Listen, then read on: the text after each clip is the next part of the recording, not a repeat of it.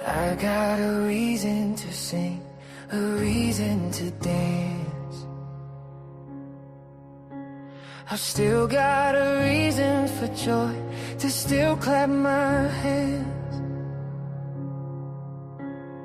I got a reason, not based in believing. It's all 'cause I know who I am. If you knew my story, you know I got a reason to dance. If you knew my story, you know I got a reason to dance. Let's sing that again. I got a reason to sing, a reason to dance. I still got a reason for joy, to still clap my hands. Woo! I got a reason, not based in believing. It's all 'cause I know who I am. If you knew my story, you know I got a reason to dance. Woo! Hey! If you knew my story, you know I got a reason to dance. Yeah! Woo! I've got a reason to love, a reason to share. I've still got a reason to build, still reason to care. I got a reason, not based in believing. It's all 'cause I know who I am. If you knew my story, you know I got a reason to dance. If you knew my story, you know I got a reason to dance. Hey, if you knew my story, you know I got a reason to dance. Hey, if you knew my story, you know I got a reason to dance. When I think of all the things I've learned on the greatness of the vast unknown, how could I not be overwhelmed in awe of the majesty being alive right now? When I think of all the things I've learned on the greatness of the vast unknown, how could I not be overwhelmed in awe of the majesty being alive right now? If you knew my story, you know I got a reason to dance. If you knew my story, you know I got a reason to dance. If you knew my story, you know I got a reason to dance. To sing, to clap my hands for every night, have reason. If you knew my story, you know. Oh, you knew my story, you know. If you knew my story, you know. If you knew my story, you know. If you knew my story, you know I got a reason. I still got a reason. I still have a reason, not based in believing, but I still got a reason. If you knew my story, you know I got a reason to dance.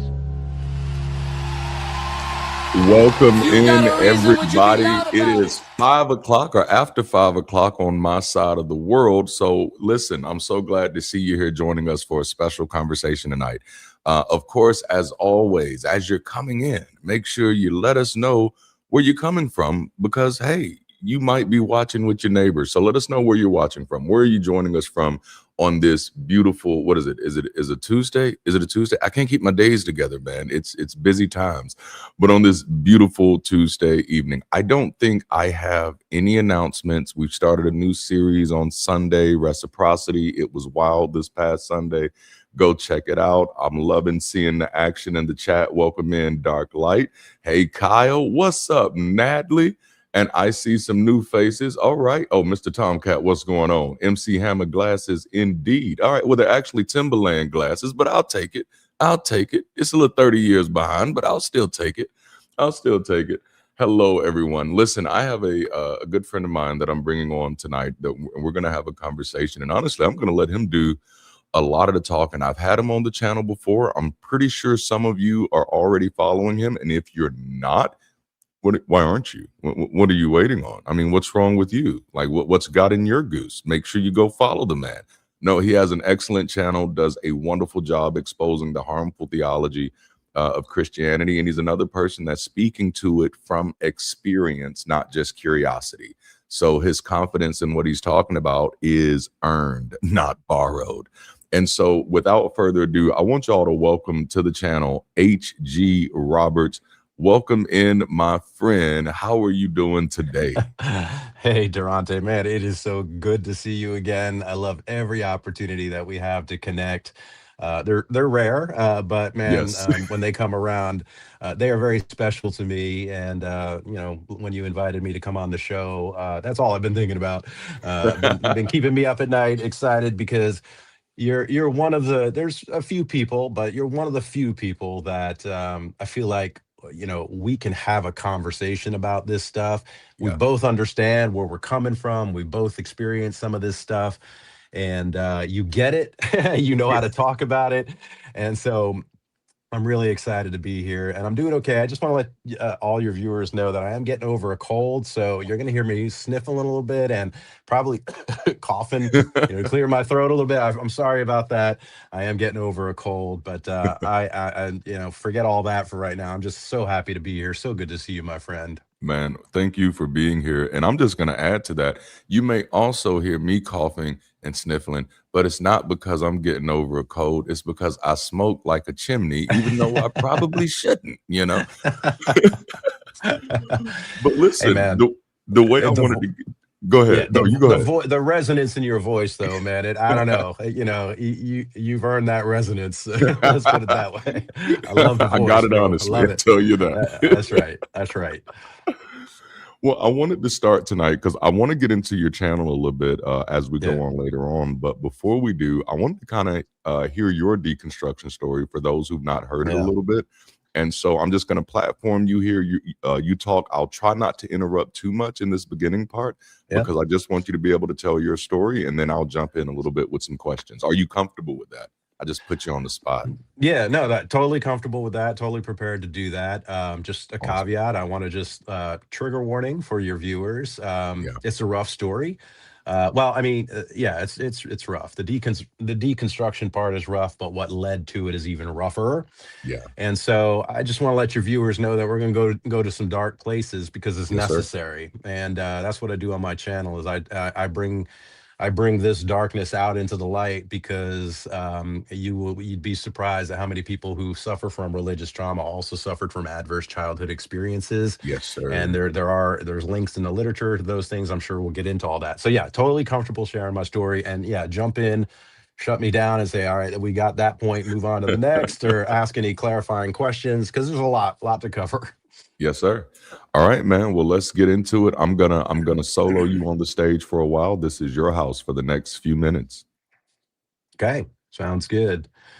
Uh, so where do I begin? And this is why I say trigger warning, because it starts when my parents divorced. I think I was about 5 years old, and father moved away, remarried to stepmother. I lived with my mother and stepfather who were not religious. But I did have, well, before I get to my friends across the street, after they divorced, the family dynamics changed a little bit, and the social dynamics of my family changed a little bit, as you can imagine. And that opened up the door for some sexual abuse. And so Wow. I was repeatedly sexually molested as a young child. I think it was around 7 years old. It lasted probably over the course of about 8 weeks. It was Wow. through another man, an older, stronger, sort of authority figure in my life. And those words are important, and we can connect those dots in just a little bit. But Yes, sir.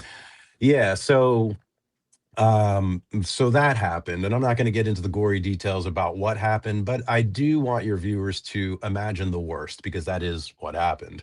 And in many ways, shapes and forms. And there was also physical abuse with that. So there were a few times that I was beat pretty hard in the midst of that. Sometimes for lack of compliance, and that's important. And other Ooh. times I do remember being brought almost to what I feared was my death, because this person would like sit on my chest and pinch my nose and lips shut, until I nearly passed out from not being able to breathe. I was literally convulsing under his body while he was doing that. And so there wasn't just, the predatory sexual abuse. There was also physical abuse in that. And that's important. That's going to set the stage for just about everything else that we talk about here. So then fast forward after that, shortly on the heels of that, I think I'm still 7, maybe 8 years old. I'm introduced to a Christian family across the street from me. I was friends with their son, who was my age. He brought me over to dinner one time, and that was when the Christian father thought it would be a pretty good idea to introduce me to the Bible and to Jesus Christ. And he did it all through the end times narrative, the book of Revelation. Oh, And wow. basically, the message was basically, hey, do you know who Jesus Christ is? And I'm like, no, never heard of him. Well, would you like to know? Because your life depends on it. And I'm like, okay. And I'm feeling a little uneasy even at that age. And then he proceeds to tell me the narrative of the end times, that if you don't put your faith and trust and hope in Jesus Christ and accept Jesus Christ as your Lord and Savior now, the end times are coming soon. And if you're not saved, you'll be branded with a 666. You'll become the devil's property. You'll be tortured through all the plagues and excuse me, the bowls of wrath and everything else that's going to happen during the 7-year tribulation. And so, don't you want to accept Jesus Christ now to avoid all that and be raptured into heaven before all that bad stuff happens? I was utterly terrified. And now imagine somebody who is just repeatedly sexually abused by a bigger, stronger, older predator, who's then told that if you don't comply with the desires of a bigger, stronger, older God, his Wow. wrath will consume you, just like your molester's wrath consumed you during those sessions. So I do want the viewers to make that connection, and that's important. That's cognitively important, and that is psychologically important as we move forward in the narrative. So I was introduced to Jesus Christ through the end times narrative, and you better believe in that living room of that family across the street, with all the siblings watching me and like, come on, you want Jesus and you want to be written into his book of life. I did pray to receive Jesus Christ as my Lord and Savior, and in utter terror. Now I know many Christians, well, there's your problem, HG. That's not a great way to be. And so I always ask the question, well, is what that family did wrong? I mean, were they not like adhering to one of the Christian mandates to save others, to evangelize to others, to proselytize to others? And were they wrong for using the end times narrative, which is in the book of Revelation? I mean, they used the Bible to witness to me. And Hmm. so, do you think they prayed about that divine, what do you call it, a divine connection ahead of time? Do you think maybe they said, "Lord, we want to witness to HG when he comes over for dinner. Give us the words, give us the strength and the power to show him your love, show him that you care about him and that he needs to be saved." Excuse me. Yes, sir. And so that's what they did. Hang on. Like I said, that's going to happen repeatedly. So, anyhow, so then fast forward from there, and I'm going to leave out a lot of parts. I'm just going to kind of hit the highlights.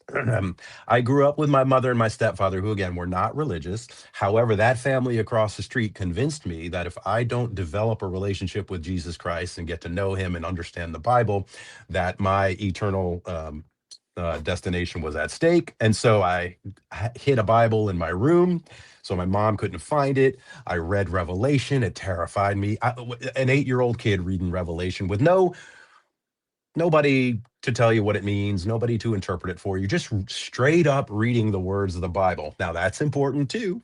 As you and I both know, it doesn't take bad pastors, it doesn't take bad teaching, it doesn't take false prophets to convince you to be terrified of God or to be afraid Mhm. of hell or all these other things. It just takes the Bible. And that's Yep. one of the things I always try to communicate on my channel, because people constantly are saying like, well, your problem, HG, is you just were in a bad church, you just were in a bad Bible group, you just had, you were just exposed to bad teachers. I'm like, no, I'm reading straight scripture here. This is just the Bible, how it terrorizes the minds of people. Anyway, getting back to my story. So my father became a strong Christian and he remarried. So I had a stepmother, both of them strong Christians. I'm now in middle school and I grew up in the 80s. And you might remember in the 80s, the Cold War was a big thing. And on the nightly news, you'd always hear about the Russians stockpiling nuclear weapons, America Mhm. stockpiling nuclear weapons, because that any day now, we were both going to push the trigger and nuclear war was going to break out. You might remember the movie The Day After, which was like the Yeah. seminal movie about nuclear war that came out in the 80s. So nuclear war was a thing. Now, because of my sexual abuse and because of being exposed to God through the end times narrative, I developed anxiety disorders. And when nuclear war became a pervasive topic in America, in my childhood, I became uh, extremely like unhealthily, like mentally ill, kind of terrified of a nuclear war. And I developed anxiety disorders out of that until I finally expressed my fear to my father and my stepmother, who were both strong Christians. And my stepmother, and I'll never forget the words, and it's in my memoir that I talk about. She said, well, you have nothing to worry about. God's not going to let man destroy the world. He's going to do it himself. Now, two clauses to that. God's not going to let man destroy the world. In other words, you don't have to fear a nuclear war. God's not going to let Russia and America push the buttons, right? We're not going to see that. God's going to do it himself. And what she was referring to, of course, was again, Mhm. Revelation, the end times. It's like he's got it all figured out of how he's going to have all this go down. Of course, some people would say, well, Revelation does depict nuclear warfare, fire. You know what I'm saying? Like you could Yeah. easily make that argument as well. But the fact that she said, God is not going to let man destroy the world, immediately made me think God can be a protector God. If I continue to submit my life and get really serious about my relationship with Jesus Christ, I can earn, I could covet, I could elicit his protection of me, and I don't have to worry not just about a nuclear war, but I don't have to worry about being afraid of anything. Because again, I had severe anxiety disorders as a kid. And so from that moment on, I got very serious about my relationship with Christ and being a Christian. And what I mean by that is being a conservative fundamentalist Christian, because that's what my dad and stepmom were. And so that's the world we still,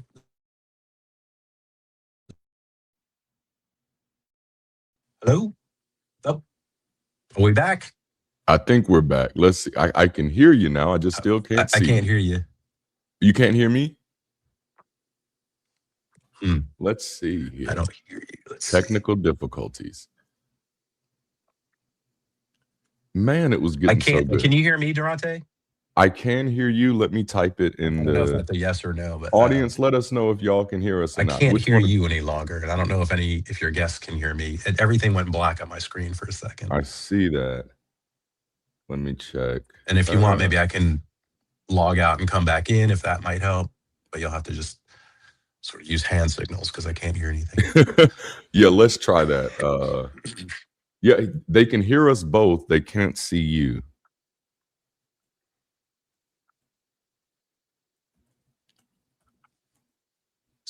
So we might have to jump out and jump back in. And while y'all are waiting, thank you for your patience. We're just having a little bit of technical difficulty here. Let me see here. Darante, if you can hear me, nod your head. Okay, you can hear me. But yes. People can't see me and hear me as well? Correct. Okay, do you want me to log out and come back in and let's see if that works? Yes. So yes? Okay. I'm going to close out and then come back in and let's see if that works. I'll be back in a second. Awesome. And so while he's doing that, you know, we'll talk. I am curious because I got some time to pay attention to the chat right now. What are y'all thoughts so far with hearing HG's story? Like, we haven't even got to the deconstruction point yet. So far, what we've heard is how he was introduced to Jesus. And of course, very interestingly, he's introduced to Jesus after experiencing something that is absolutely traumatizing. And then the way he's introduced to Jesus is further traumatizing. Like, that's just wild. All right. Oh, I can see him. He's back. We are back. We are back. I'm not sure what's going on. I can't hear you. Let me see if you still can't hear me. Okay, he still can't hear me, y'all. Let me see here.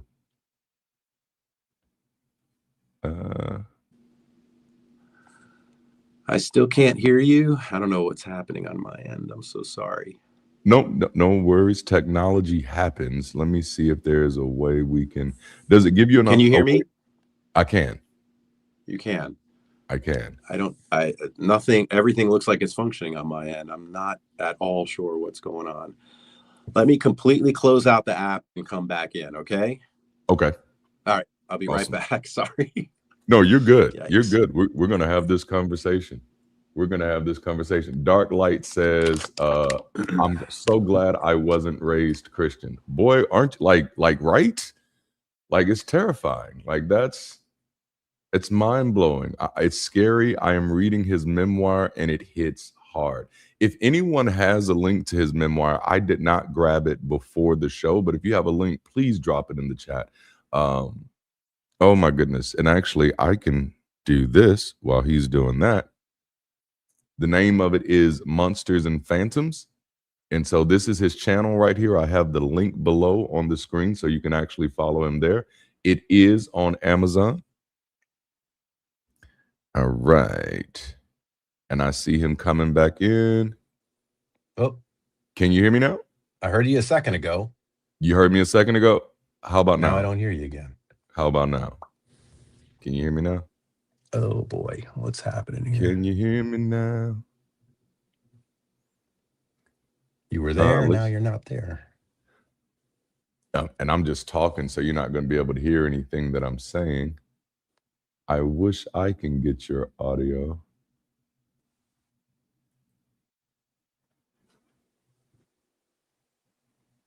Check one. Hi, Feel Good Productions. Hey, I miss you too. I hope so. It's nice to see you. So glad that you're here, man. So glad that you're here. Sounds like a soft reset on HG will fix it. Hello, hello. Hello. We hear you now, but can't see you. Let me do this.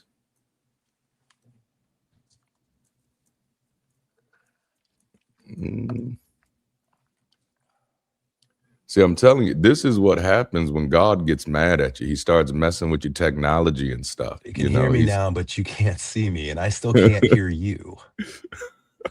All right.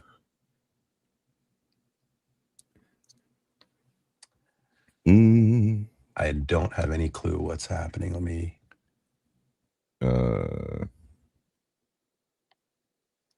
Y'all give me a moment. I am typing to him. I'm typing a message to him now. HG. Check one. Okay. I just don't know what's happening. I've used StreamYard a million times and never had an issue on my end. So I don't know if it's on my end or not. Oh, you know what? Let's see. If you guys can hear me, what I'm going to do is try a whole nother system. It's going to be different, a little bit of a different look than this, because I'm going to switch over to a different camera and microphone system on another computer and just see if that works. I don't know. So I'm going to try that. If you guys can hear me, I have we'll to give work that a on my shot. We're miming. here for you, sir. Okay. All right. So let me do that. Let me try a whole other system if you guys can hear me, and I'll be back in a minute. Let's see what happens Awesome. there. Thank you. All right, so let me get back to the chat while he's doing that. Demented, I'll have to watch that. His video about cult leaders versus Jesus is damning. Peace, bro. And again, y'all, we apologize for the technological difficulties. Is that right? We're gonna roll with it. This is what happens when you're live, man. When you're live. But we're gonna get it right. We're gonna get it right. This is a sign from God that y'all shouldn't be having this conversation and need to repent. Me when I was still a Christian. That's definitely what, honestly, like, man, we can talk through the pathology, like, of being a believer, because I would have either thought this was God punishing me or the devil interrupting, and so now I just understand these things are the complexity of life. No repenting coming from me. I know that's right. Like, no, I have been the freest I've ever been on this side of things.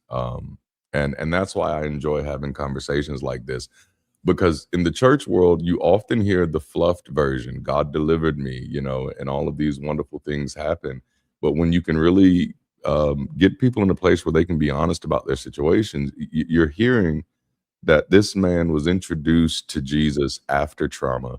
And then after that trauma, he's introduced to Jesus in a traumatic way. Can you hear me now? I can. Yes, we are back in action.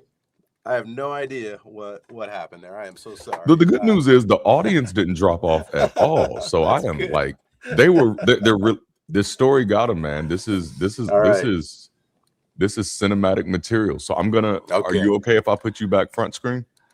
Yeah, that's fine. I'm just trying to reorient. I'm now just on my desktop computer using its camera and its audio. So hopefully it still sounds okay. It looks good enough. Yeah, you look great, man. Okay. All right.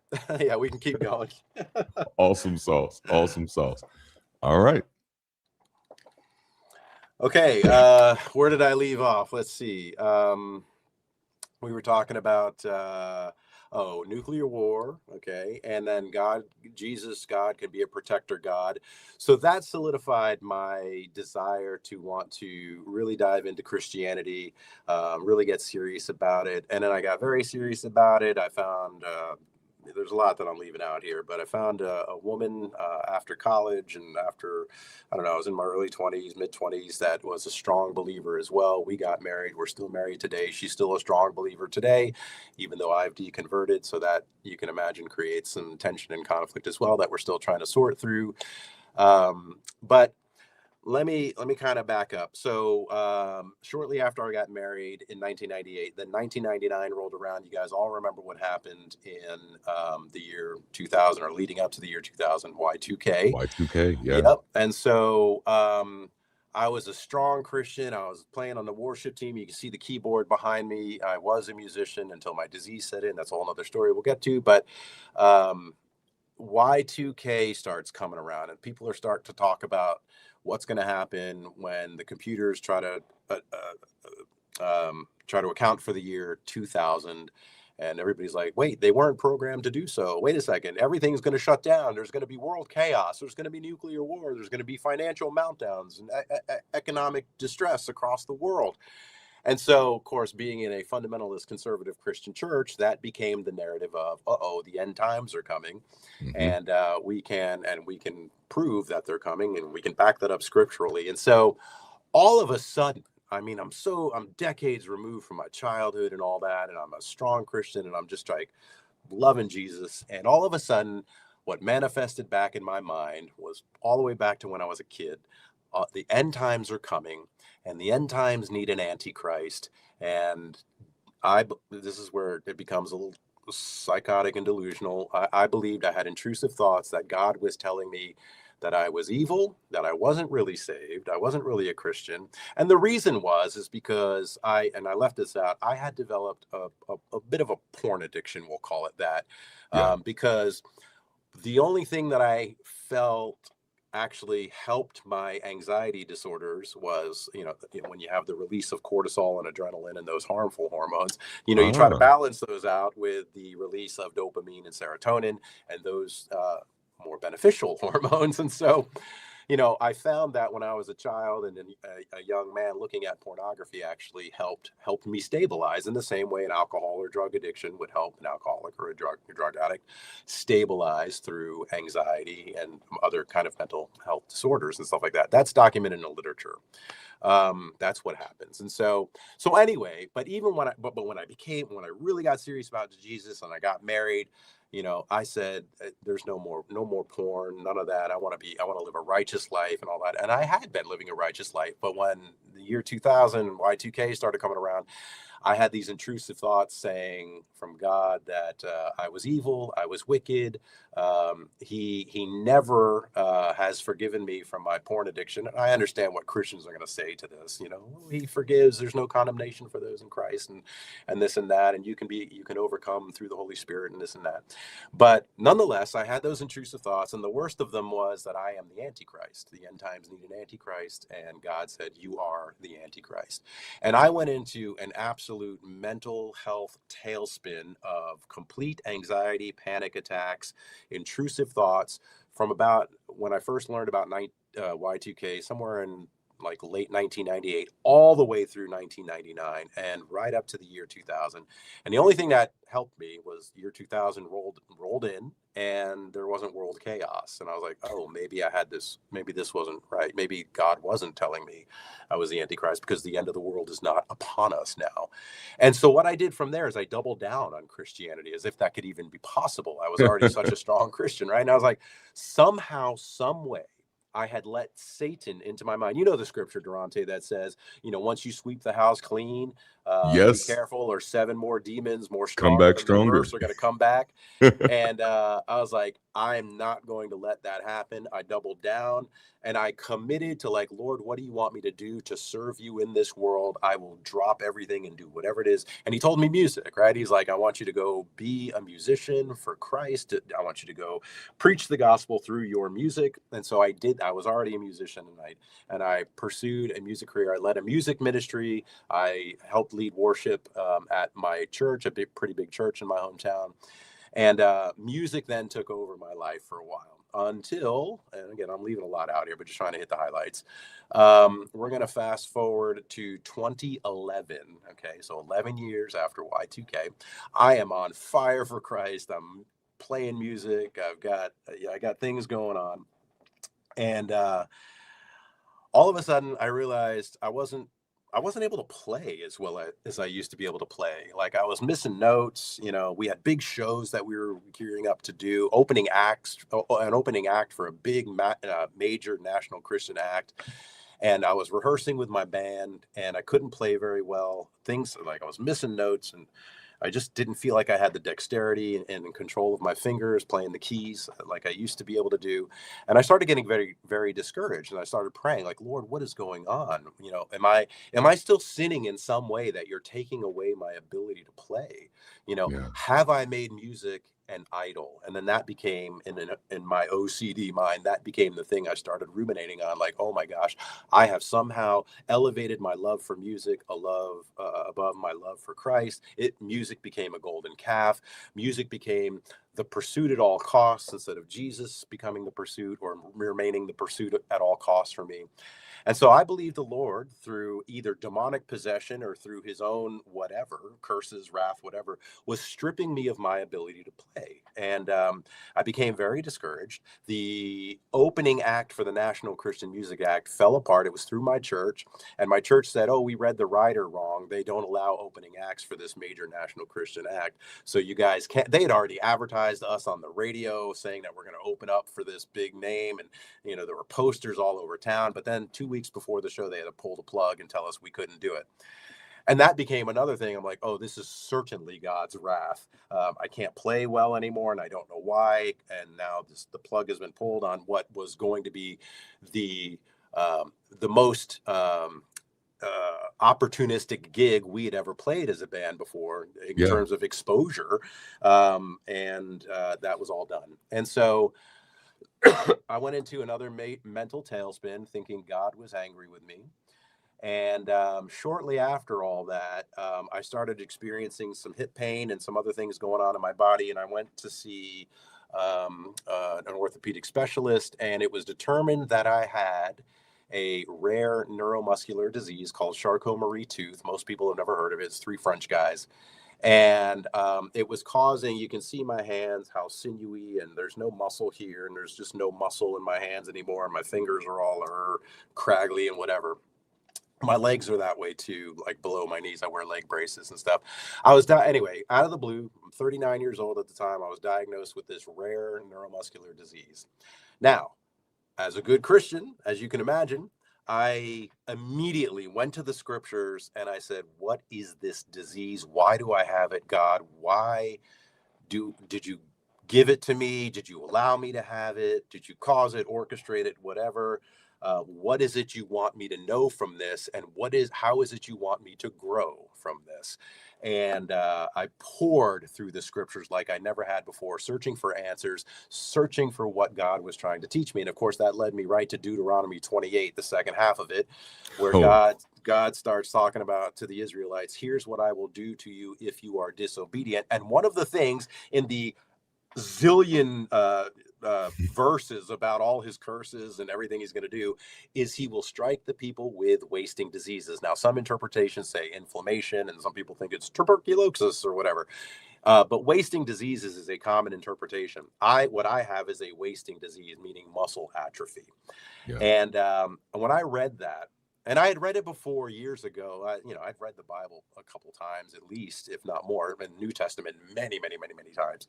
And I didn't remember that until I was searching for, diseases. Why does God give diseases?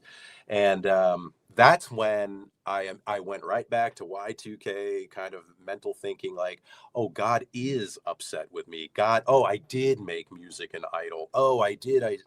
God still hates me for what I was doing with porn all those years ago, even though I had given it up, because the thoughts never left. You know what I'm saying? You see a beautiful woman and immediately the thought comes into your mind. I'm like, oh God, I didn't want to think that. Oh God, forgive me. And I would beat myself up over those thoughts. But anyway, this was God trying to tell me, I've had enough of you. I gave you music and look what you did with it. I gave you a wife and you still have inappropriate sexual thoughts toward other women. And now you have this disease. And the disease isn't, by the way, discipline. The disease is a curse. It's wrath. It's punishment. It is me telling you that I'm done with you. And so I again believed I was evil. And this time again, I believed that God had made me to be the Antichrist. And this was 2011. And I went into such a mental tailspin of panic attacks and anxiety and just absolute, like, just shivering naked on my living room floor at 3 a.m. night after night after night, crying, begging God not to reject me, begging God to take me back, to heal me of my disease, to heal me of my mental turmoil, the intrusive thoughts. If they were Satan and demons attacking me, to drive them away. I didn't know why they would be. I felt like I was protected by the blood of Christ. Or if it was God, like, I was willing to do whatever it took to restore myself to his good graces. So again, I tripled down on being a Christian, but that only lasted a short while, because I had to either, and this is it, right? This is the end of my deconversion story. And then we can get into other things. I had to examine what I believed, because, and again, trigger warning to your viewers, I was on the precipice of suicide. I couldn't breathe each day. I couldn't focus each day. I had lost so much weight. I couldn't eat. I couldn't sleep. I was taking anxiety meds and depression meds. None of it was strong enough to overpower the demonic influence or God's wrath or whatever you want to call it. And so that's when I said, I somehow had the strength to say, why do I believe what I believe?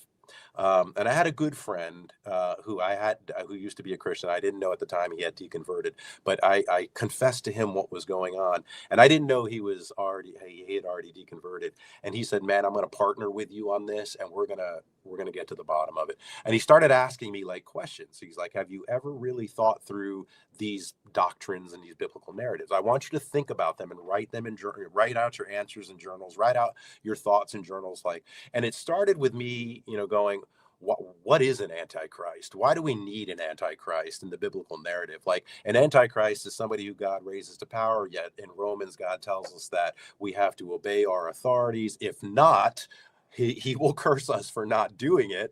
And so I'm like, wait a minute. He raises an antichrist to power according to the traditions, right? And we're supposed to obey that antichrist, even as Christians. That doesn't make any sense. And once I started pulling on that thread, it became, why do we need a Satan? Why is there a Satan in the biblical narrative? Like, what does all this mean? Why did God either create him? Why did he allow him dominion over the earth along with the fallen angels? Then, the whole third of the angels fell with Satan, and God gave him dominion over the earth narrative. That's kind of maybe supported in the Bible if you squint at it just right. But that was the narrative that fundamental conservative Christianity taught. And it was Satan in the garden that deceived Eve and all that stuff. And so, I started pulling on the threads of, hang on a second. The only reason we have a Satan is because God allows it. Why would God perpetuate, sustain, and give access to us, our hearts and minds, his sworn enemy, his nemesis? That makes no sense. This God is love. This God is compassion, mercy, grace, and all these things. Why? He can't tolerate sin. Why do we have a Satan? Why do we need a Satan? And so, there's a lot more I could say about that, but that was the thread that I started pulling on. And once I started looking at scripture to like, well, okay, let me see if I can find the answers in scripture. Darante, this. That's when that's when the lights came on. And I was like, oh shit, none of this makes sense. None of it adds up. None of it can be reconciled. Oh my God, what have I done for 25 years? Like, and what have I done putting myself through the agony of religious trauma when none of this is even real? Then that was all private investigation of scripture on my own. And then after that, once I gave myself permission to say, I don't know about this, wait a second, then I started like actually engaging with atheist conversations and counter apologetics and positions on scripture that I only read apologetic materials. I only read materials that presuppositionally like affirmed my faith, and all that. And so once I started actually looking out into the world, like Dan Barker, Christopher Hitchens, and all those guys in the new atheist movement, and I started seeing that they had already come to the same conclusions that I did about just the irreconcilable incongruencies in scripture. I was like, oh, people think about this stuff. People have written about this stuff. Now I know Darante too has written about this stuff, and so that's when I felt like affirmed to go, okay. I had isolated myself in a Christian bubble of confirmation bias for 25 years. And now it was time to actually avail myself to the literature, to the scholarship around what actually is this. And for me, like, we can look at the history, the archaeological research, the sociological research and around the development of Christianity, all the stuff you so brilliantly talk about on your channel. And I love your videos, and I love the research, and I love the insights that you provide. To me, all that's fair game, but that wasn't it for me. To me, like, it was more the philosophical side of, why does God create or perpetuate, sustain, and allow his nemesis to exist and have, dominion over the earth and over our hearts and minds. And from that narrative sprang just about everything else, I talk about on my channel.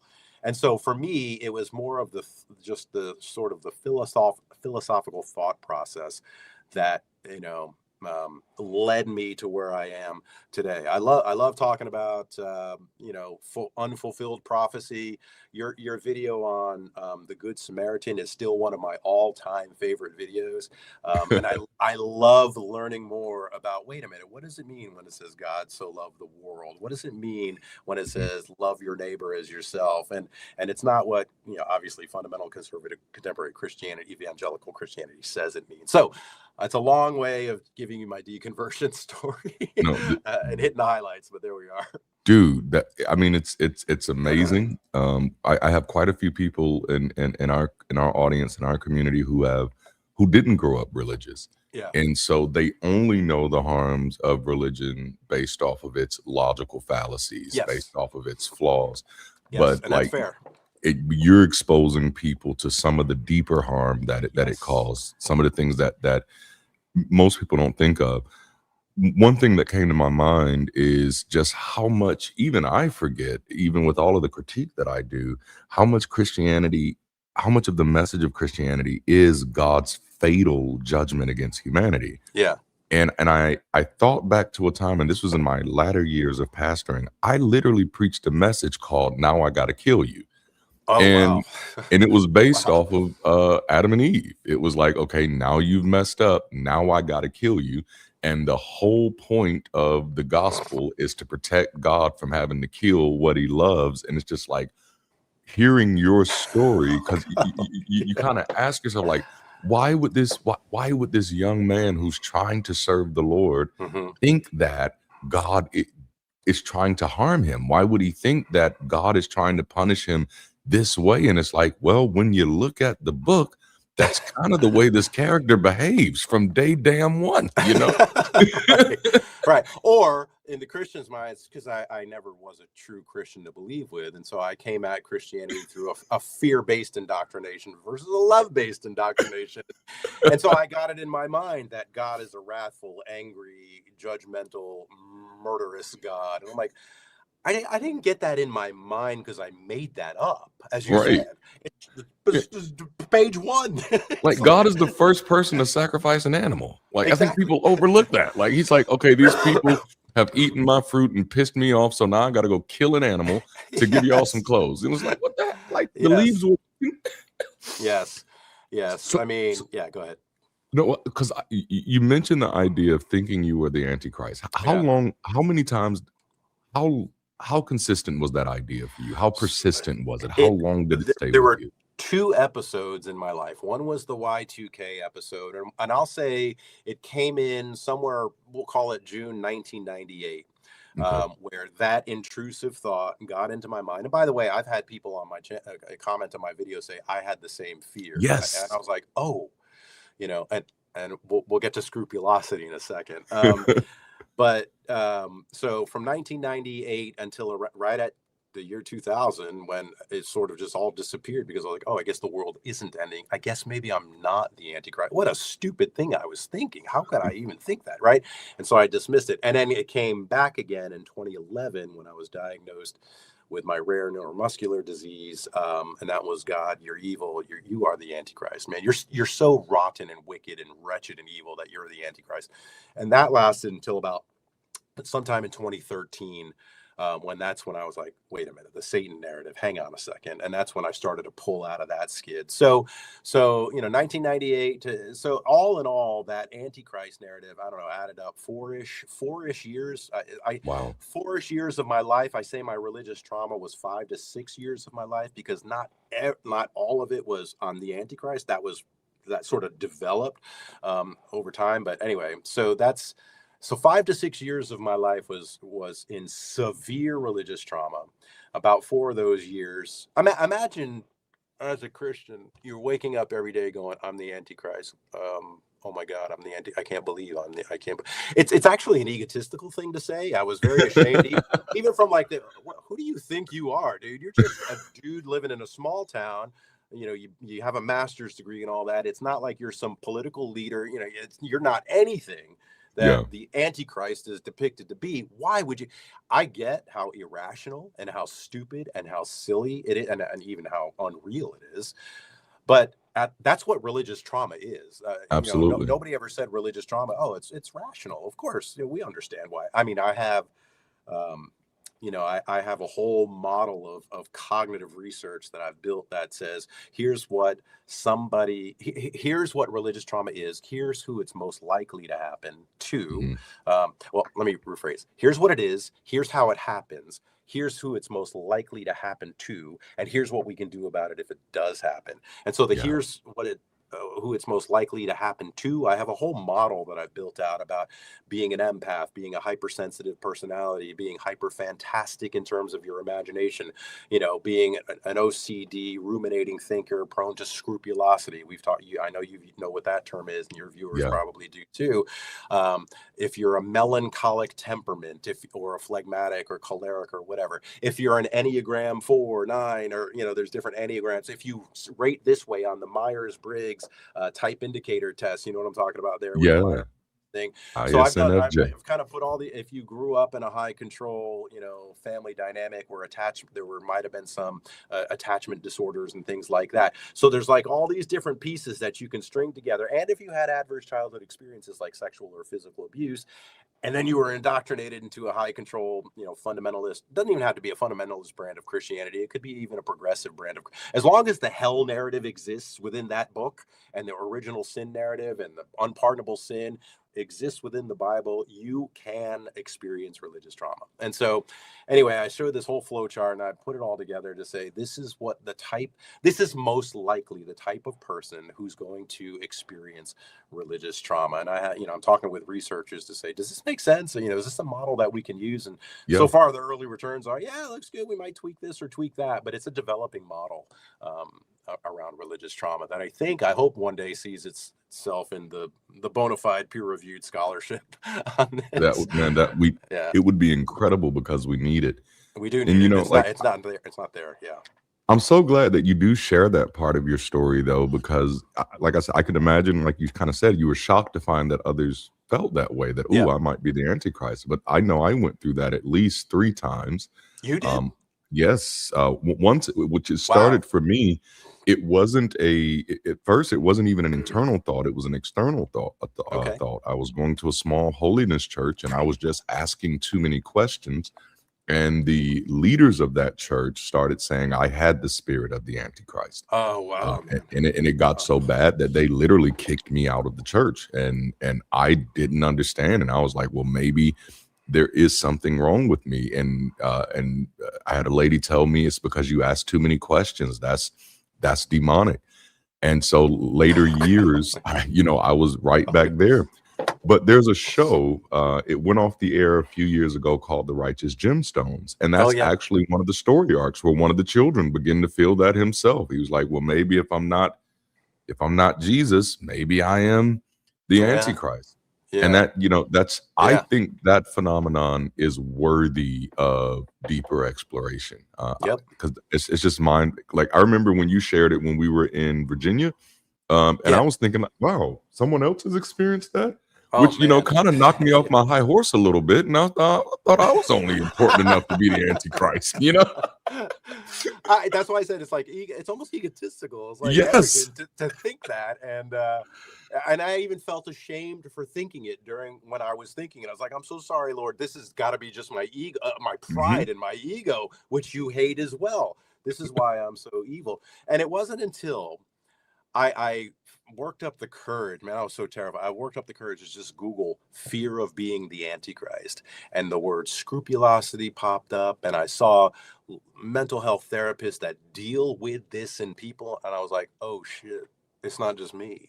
Yes. It's not just me. And that was, to know you're not alone, right? You know that I know this.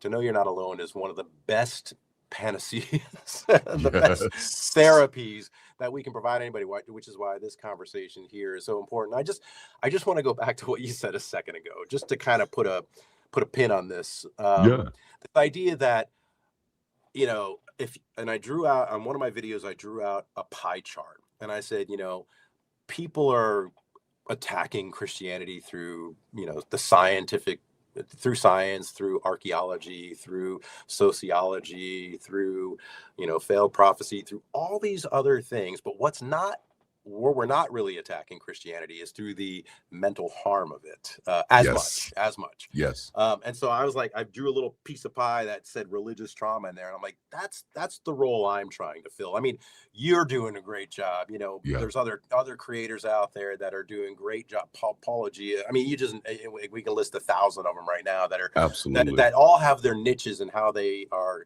attacking Christianity, providing counter apologetics. So I think if every one of those creators, and you do a great job of it, you have a real good handle on what this is.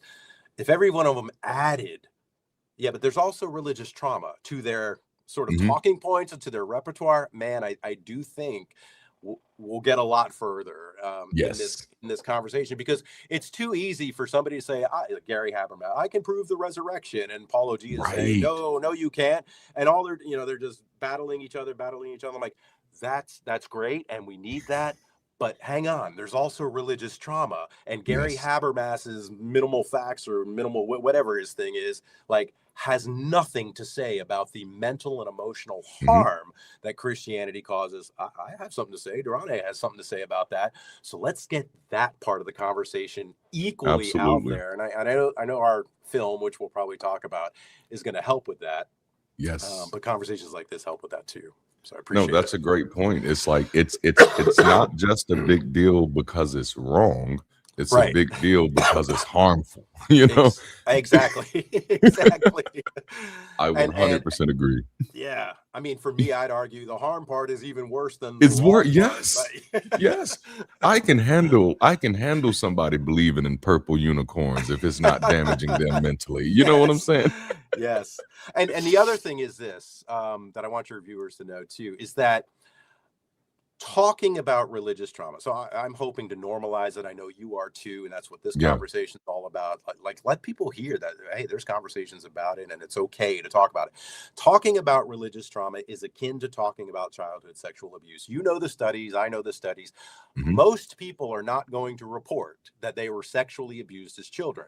There's stigma about that. There's taboos against that. There's embarrassment. There's shame. There's guilt. There's fear. I don't want to really, even if it's anonymous, I don't want it to come back to me, because boy, then I'm going to get questioned about it, and then I may have to reveal some dark secrets about my family that are going to get people in trouble. I mean, so there's all this stigma around talking about childhood sexual abuse.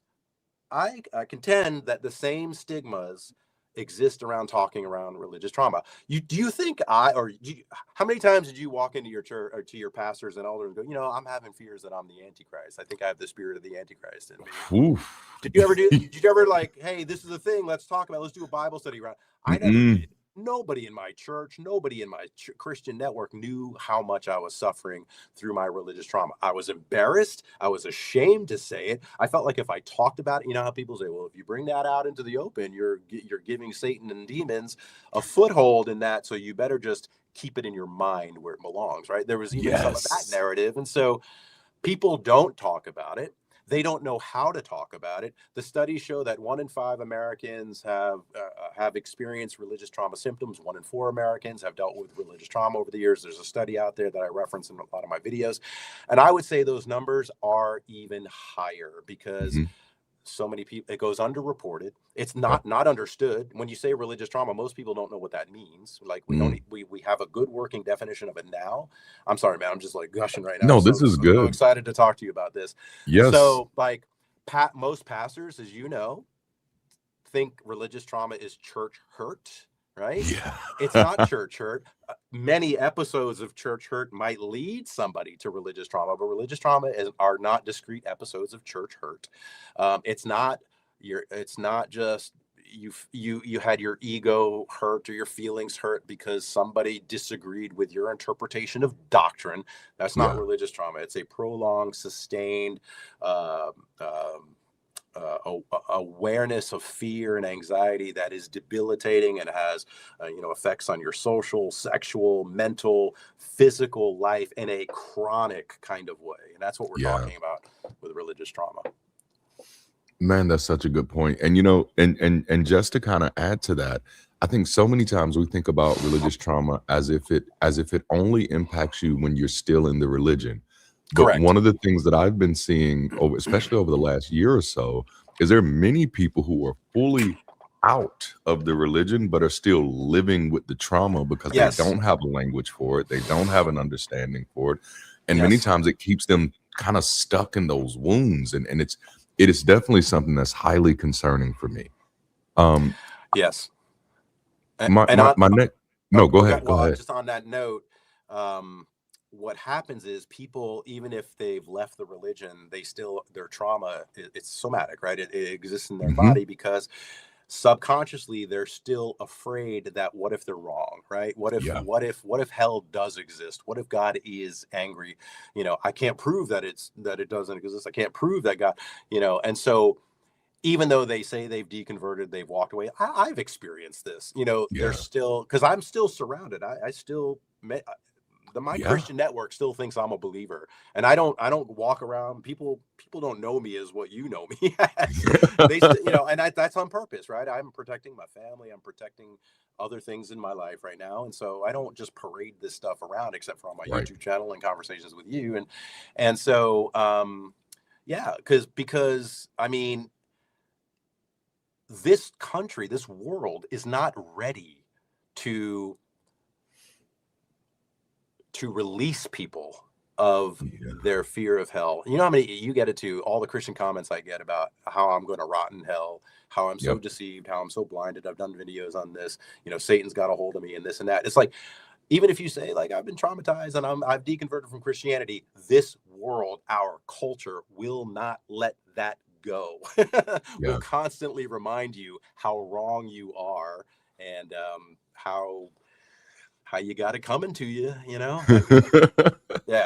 Like I've received comments where like Christians have said, I'm gonna ask God for a special seat to see when you get cast down to hell, and I'm like, wow, you feel proud about saying that, do you?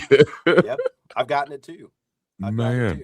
And I've gotten the Christians that mean so well and like, man, HG, I'm really praying for you, really rooting for you. I'm so sorry you got caught up in some bad teaching. Like, they mean so well. I'm like, that's not what this is. That's not what this is. And I explained that this is not what this is. And you guys just don't get it. Like, it's so frustrating when they don't get it.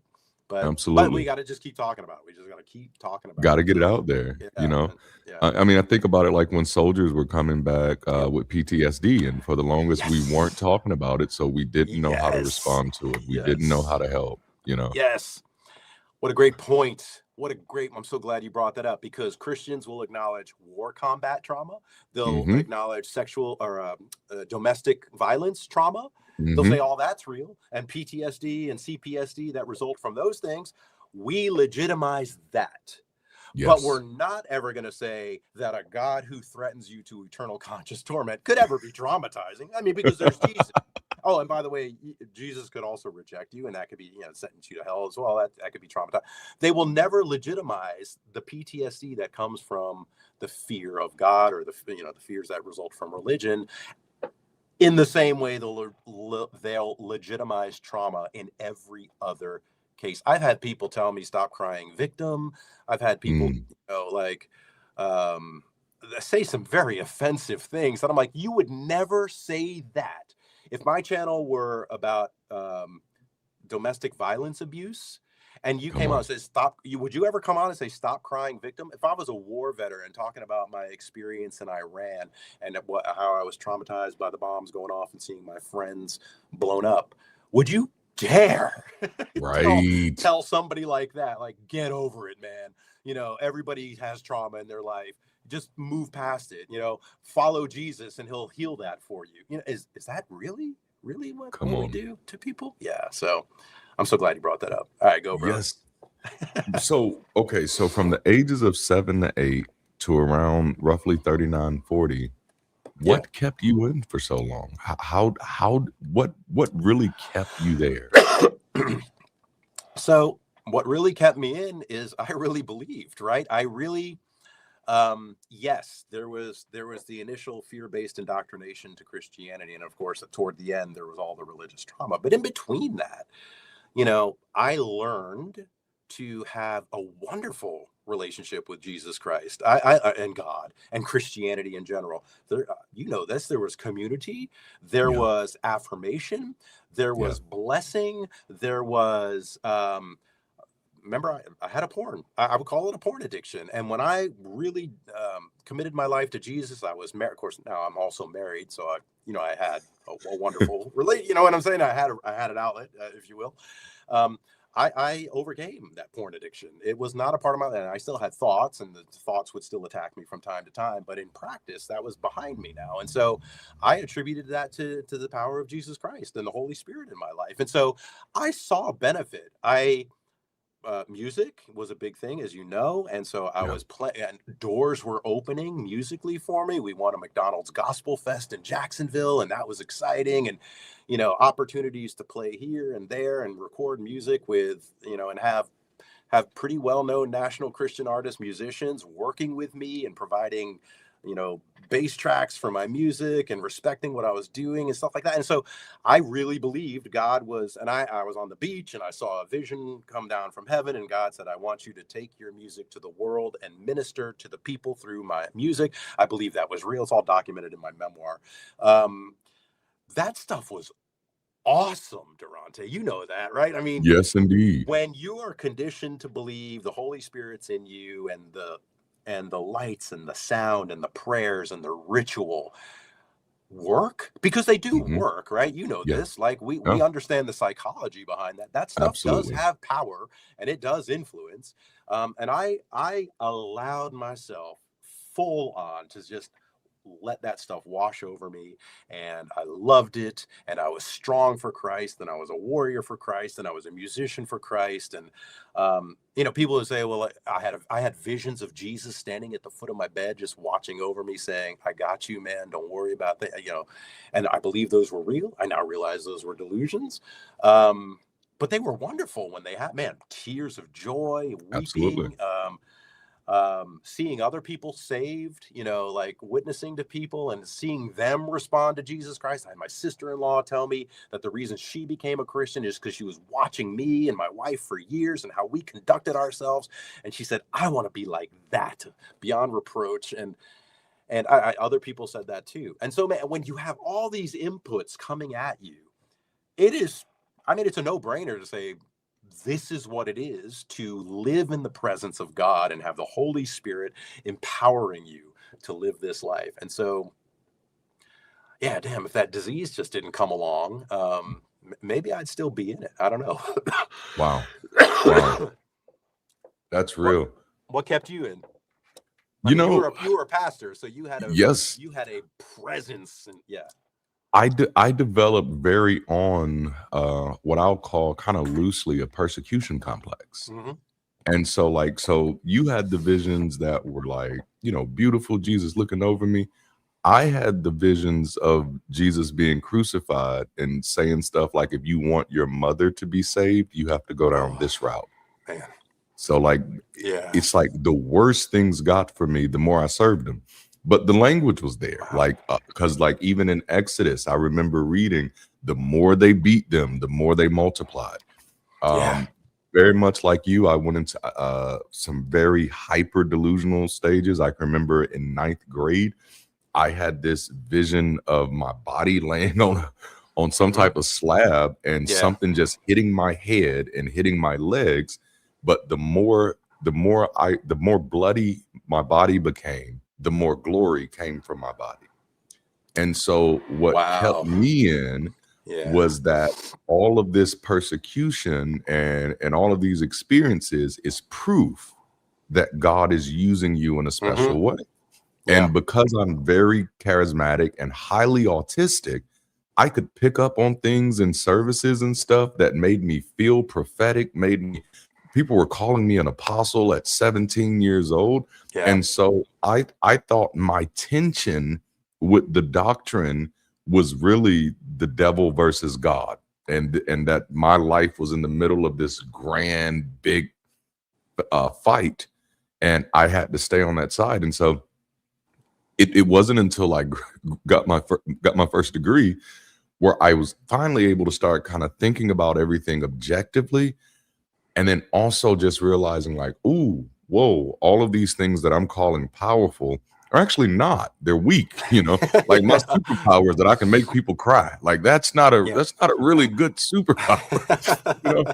Like, and if that's all I'm getting out of this, if that's all I'm getting out of this pain and suffering is the ability to make people fall down when the right music is playing, then I don't know if this is actually the route I need to be going, especially in a community that actually does need power.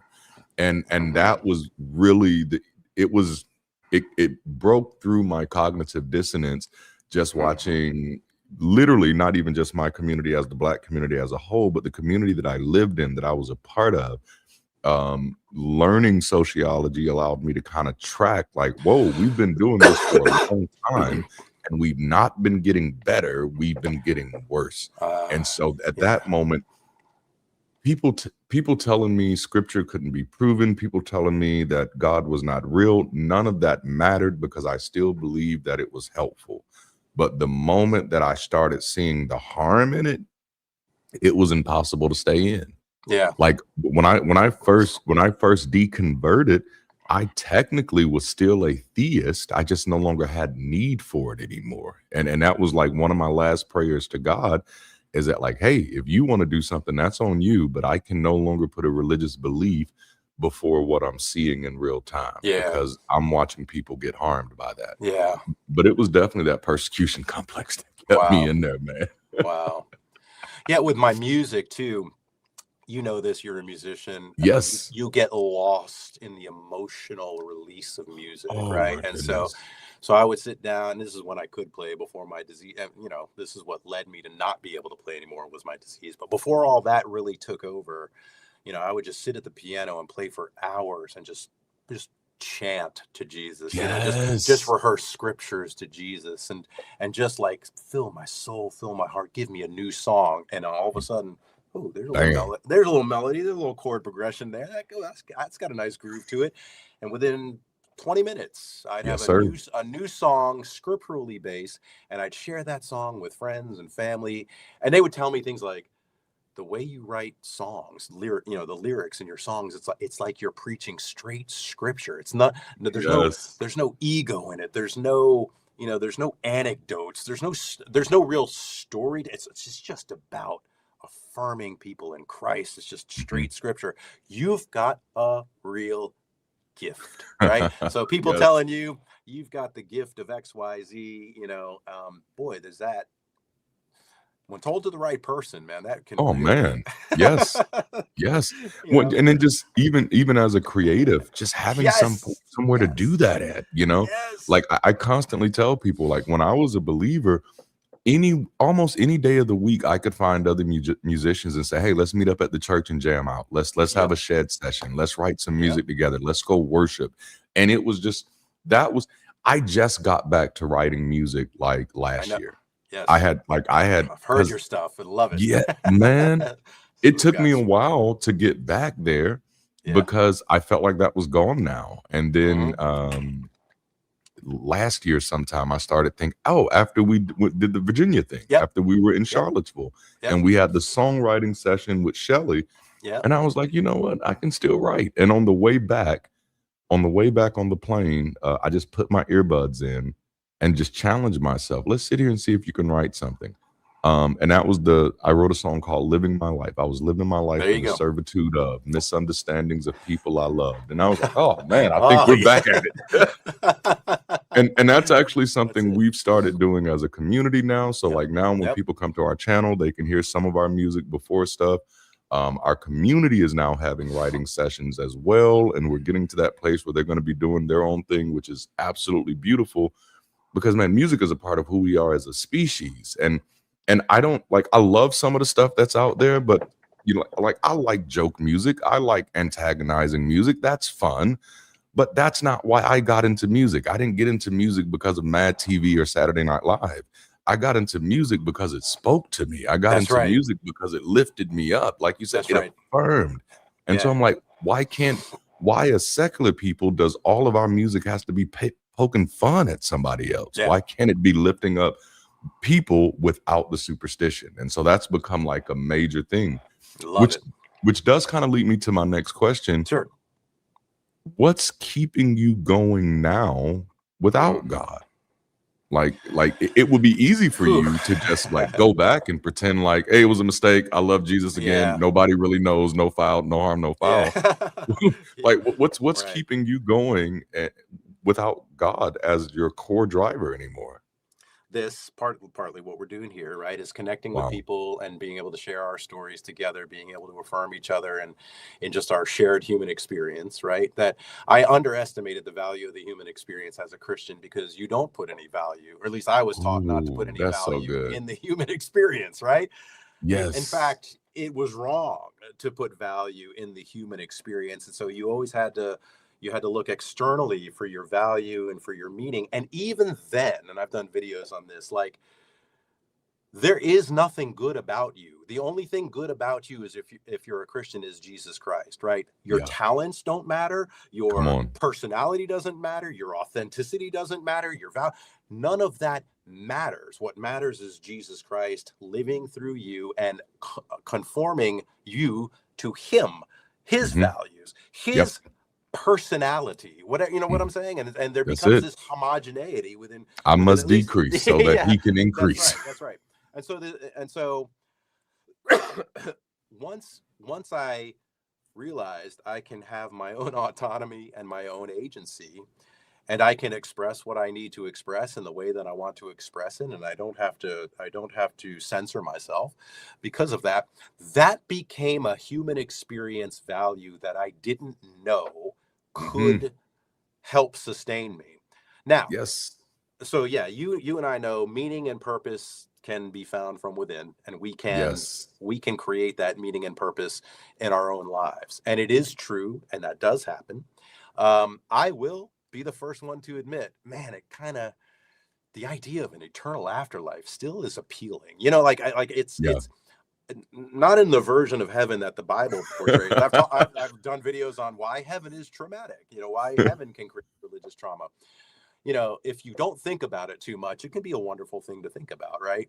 That's a Yeah. weird way to say that, but so what keeps me going is like you, man. I'm on the hunt. I'm on the constant prowl, the constant hunt for shared, lived human experience.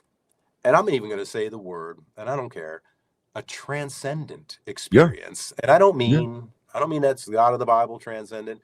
Come I am on. totally fine. If there is a creator of Hmm. existence, I can't explain. I mean, I've heard all the cosmological and scientific explanations and abiogenesis, and you've done stuff on that. I can talk about it. I can, and it still doesn't satisfy me, right? Hmm. It satisfies parts of my curiosity, but ultimately in my root, right, it doesn't. I still want there to be something bigger, Yeah. something that uh, can we know that thing, can we commune with that thing, is that thing interested in not just us but forming relationships among us and stuff like that. I'm okay with saying maybe, Come probably, and on. I'm still like searching for that. And Absolutely. to be honest, I think we all are searching for that. Yeah. And some of us have defined it through Christianity or Islam or Buddhism or Hinduism or whatever else. And so the search continues for me, and I still find it right now with you. Like I'm finding Hmm. that value, and it matters and it means something. Yeah, I wrestle with nihilism. Yeah, I wrestle with depression. Yeah, I wake up some days and I'm like, is this really all there is? Like this, there can't be. Man, Christianity did provide some semblance of an answer to that, and Yeah. I do sort of miss that, just like we might miss community. And I love what you're doing to build community. But what keeps me going is not having the answers, but questing and hunting for the I answers. So love that. Yeah. I love that because I think for me, once I realized that the answers I had were not sufficient, yeah. um, it was more freeing for me because it was like, whew, now I don't have to depend on these idiots anymore. Like I Mhm, can finally see what that is. mhm. And it's just like now we can actually search for the answers. But I Yeah. do like the way love the way you frame this because I think sometimes there is a disconnect where we think many believers are connected because of truth claims. Yeah. And I think most believers are connected because of transformative experiences. Yeah. They are there, they are having these wonderful experiences. And Yes. church does an incredible job of monopolizing language to say, like, every experience you have at the church, there's nothing human about it. This is God's doing. This is God's moving. This is God's hand. This is the Spirit.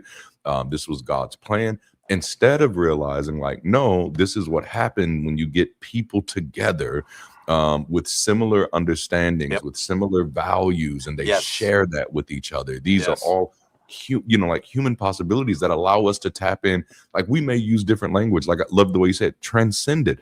And I recognize some people on this side of the community don't like language like that. It's like, or spirituality. Or spirituality. Like, oh no, don't say that. And I'm like, well, like, I like my gumbo with sausage. You like your gumbo with crawfish. It don't really matter, as long as I'm not, like, no, like, I personally, I don't have a problem when people use words like spiritual. I don't have a problem when people use words like transcendence. I may interpret it differently. Someone else may say something, I believe there's something bigger than us. And for them, I know I may think I know what they mean, but I know what I mean, and I can agree. I do believe there's something bigger than us. To me, I just quantify it through sociological mechanics. Yeah, right. But someone else may quantify it through psychological mechanics, but someone else who does not have that language, it's just feel good for me. Like, I don't know what it is. It feels good, and I'm okay with that. Like, that's right. I'm a foodie. I love food. All right. There are plenty of things that I eat that I have no clue what's in there. That doesn't make it less enjoyable for me. That's right. Not one bit. I don't know the truth claims of this potato salad, but damn, it's good. And that's how I hope we can get to that type of balanced place where we do let people have their experiences. Because to me, I feel like that is going to the other extreme. And my thing is, I want people to be able to be authentic. And authenticity isn't us arriving to the same conclusion. Authenticity isn't even us being in the same space on the journey. Come on. You may get to this point where you say, hey, well, there's absolute nothing. Well, if I borrow your confidence, you've kicked me off my journey. I can't borrow your confidence. I got to learn it on my own. And that might be 3 years down the road for me, or it may not come at all. It may not even be a necessary pursuit in my life. And so I love the fact that you threw that word in there. I think we need more talk like that. I think these are places where we're missing the boat on reaching a larger audience. And I'm a firm believer, and I've been saying this for probably 2 years now, that I think there's a large percentage of people who are sitting in harmful theology simply because they do not have a better option. I can't go hang out with the atheist, because the moment I hang out with them, if I say the wrong thing, they're going to be just as purity culture as the church folks are. So at least I'll stay here where the food and the music is better. What's the phrase? It's the devil you know versus the devil you don't, or something like that. Yes. And I believe that's true. And then there's fear tied up in that as well. I fear what may happen if I associate with this group over here that may have a different way of describing things. Because what if they're wrong, or what if they influence me in a way that, I find out later that I think is wrong. Yeah.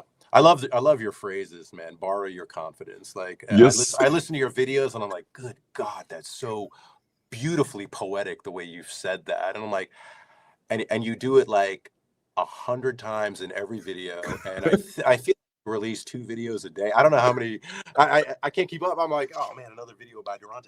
And what am I going to find out about that? But I do. And I'm like, God dang it, are you good?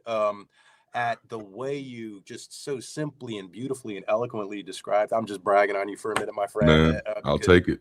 Because it is so good. And I'm like, no wonder you were such a good pastor. Just knowing you from after your pastor days, I'm like, I can totally see how you excelled in that way, and how that occupation, if you will, or that craft leveraged everything that all the greatness that you are, and all the ways that you bring people together and encourage people. And pull out of people their best selves, man. I just think it's beautiful. You know, it's so funny. Compliments are hard for me, I, and they've been hard for me since I was a believer. But being a believer gave me an easy way out. I could always just say glory to God. God, yep, All yep. And so just this isn't in my notes, but I do want to segue to you. Like, was that a struggle? Because I hear you talking about music becoming an idol for you. Yeah. What was it like when somebody come up to you and say, "Man, that song was beautiful this morning. You played amazingly." How much of that credit did you allow yourself to take?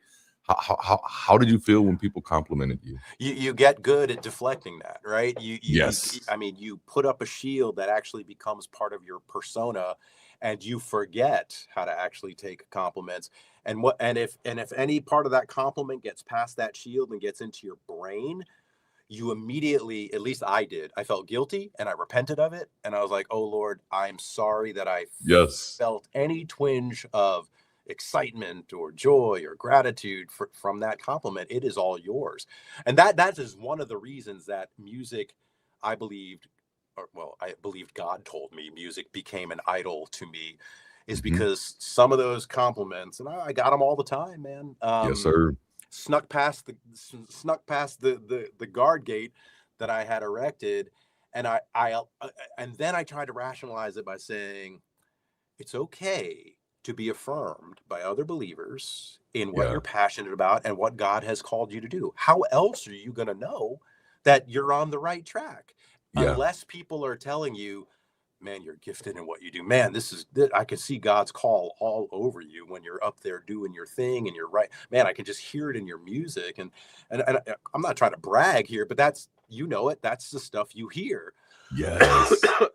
And you want it to affirm you and tell you that you're on the right path and you're following the call, but you don't want it to stoke your pride and your ego. So you give glory to God and you deflect, and then you repent and feel guilty if any of it makes you feel good about yourself. Yeah.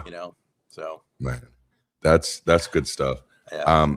I realized my whole life I've had I used to have these recurring dreams of me trying to fly and then eventually flying and then being terrified because of not knowing how to come down.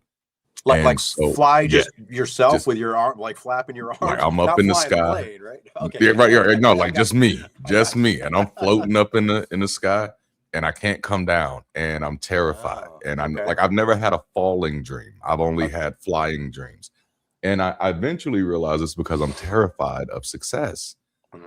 And that often comes through. I can feel that fear coming up, even anytime someone compliments me, of that fear, because the reason I'm afraid of success is because I'm afraid of falling.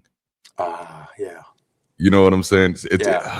And so when people do compliment me, if you'll notice, my head just kind of goes down a little bit because I'm trying not to, like, I don't even know how to respond. And that's a part of like growing. That's a part of my trauma of not being allowed to ever take credit, not being allowed to feel good about your successes, and also living in a world of high pressure perfectionism, where you have to be a certain way, especially when you're a Black pastor. Oh my goodness, looks are everything, and dude, that's hard. But no, like, so I appreciate all the kind words, but that was just such a great way to segue into that, because I'm curious how many other people struggle with that. I struggle, and I don't want to struggle with it. I want to be able to say thank you, but I don't want to sound like a jackass when I say thank you. And that's what I'm afraid of. I know I'm great. Like my oldest daughter, we used to pick at her all the time. Cause say, "Oh, Maya, you're so beautiful," and she say, "I know." I think that's what I'm gonna start saying to people. But well, no. Like, I know a million people comment on your videos. I've seen them where they're like, "Man, you just helped me so much. I'm in my deconstruction journey, and I didn't know how to frame this until I heard your video and heard the way you framed it here." And I see how you respond back, and it's like, I appreciate that. Thank you so much. That means a lot to me, and I know you're being sincere about it. And I think that's a fine way to express gratitude for what of you is resonating with somebody else, and that's the name of the game here. And so for me, the highest compliment I can be paid, and the one that I receive and I anchor it push it right into my heart and into my brain. And I say, don't forget this, HG, because this is why you're doing it. Is when somebody comes to me and says, I was so alone. I was so terrified. I was having these thoughts. I was having these experiences. I had these questions. And until I saw your videos on religious trauma, I didn't know I could be healed. I didn't know somebody could understand what I was saying. You have, and I know you hear this too, you have, I remember the Jesus rescuer complex. You have healed me. And I'm like, part of me is like, oh, don't get into the rescuer complex here. It's not why you're doing this. But then the other part of me is like, God damn it, this is why I started my channel. Yes. I started my channel to solicit or to ferret out, to tease out the people around the world who are suffering in silence. And now they have a vocabulary for what they're experiencing. They have an outlet. They have a community. I tell them about and probably every 10th or 12th video I do, I'm like, hey, go check out Darante Lamar. He's building, you're doing what I can't. I don't have the capacity and the time to do it, but you're doing it, right? You're taking on the mantle of building community. And I tell people, okay, now that you've stabilized, now that you feel confident in your deconversion, now go find community. And Darante and his channel and his community and Bridge City and all like that, they're doing it. I'm not doing it. Darante is doing it. I don't have the capacity to do it. Maybe one day. But yeah, man. So that's, I just love it. I just love it. Yeah, man, I'm gonna keep complimenting you because you deserve it, man. And you've inspired me like you just don't know. Anyway. No, man, that's right, beautiful. You got a tear over here in my eye, man. Enough of the bro love. Let's get on to the juicy stuff. Well, one thing that you said that I definitely want to circle back to is you said you just had this moment when you were going through kind of unpacking the philosophical aspect of it, specifically with the problem of evil and why God would kind of create this enemy. And this is where things started falling apart from you. Yeah. And you said, and I quote, coming out of that, what have I been doing for the past 25 years? And I wanted to ask you, how are you processing that? Because that's what some people would normally carry that as regret, or wasted time. How are you carrying that? How are you processing that? What a question, man. What a question. I probably all of it, right? Like there is regret, there's anger, there's like every major decision in my life right now was made under the auspices of Christianity. Where I work, who I'm married to, the kids that I've adopted, the social network that I have, everything about my life was built out of the construct of Christianity.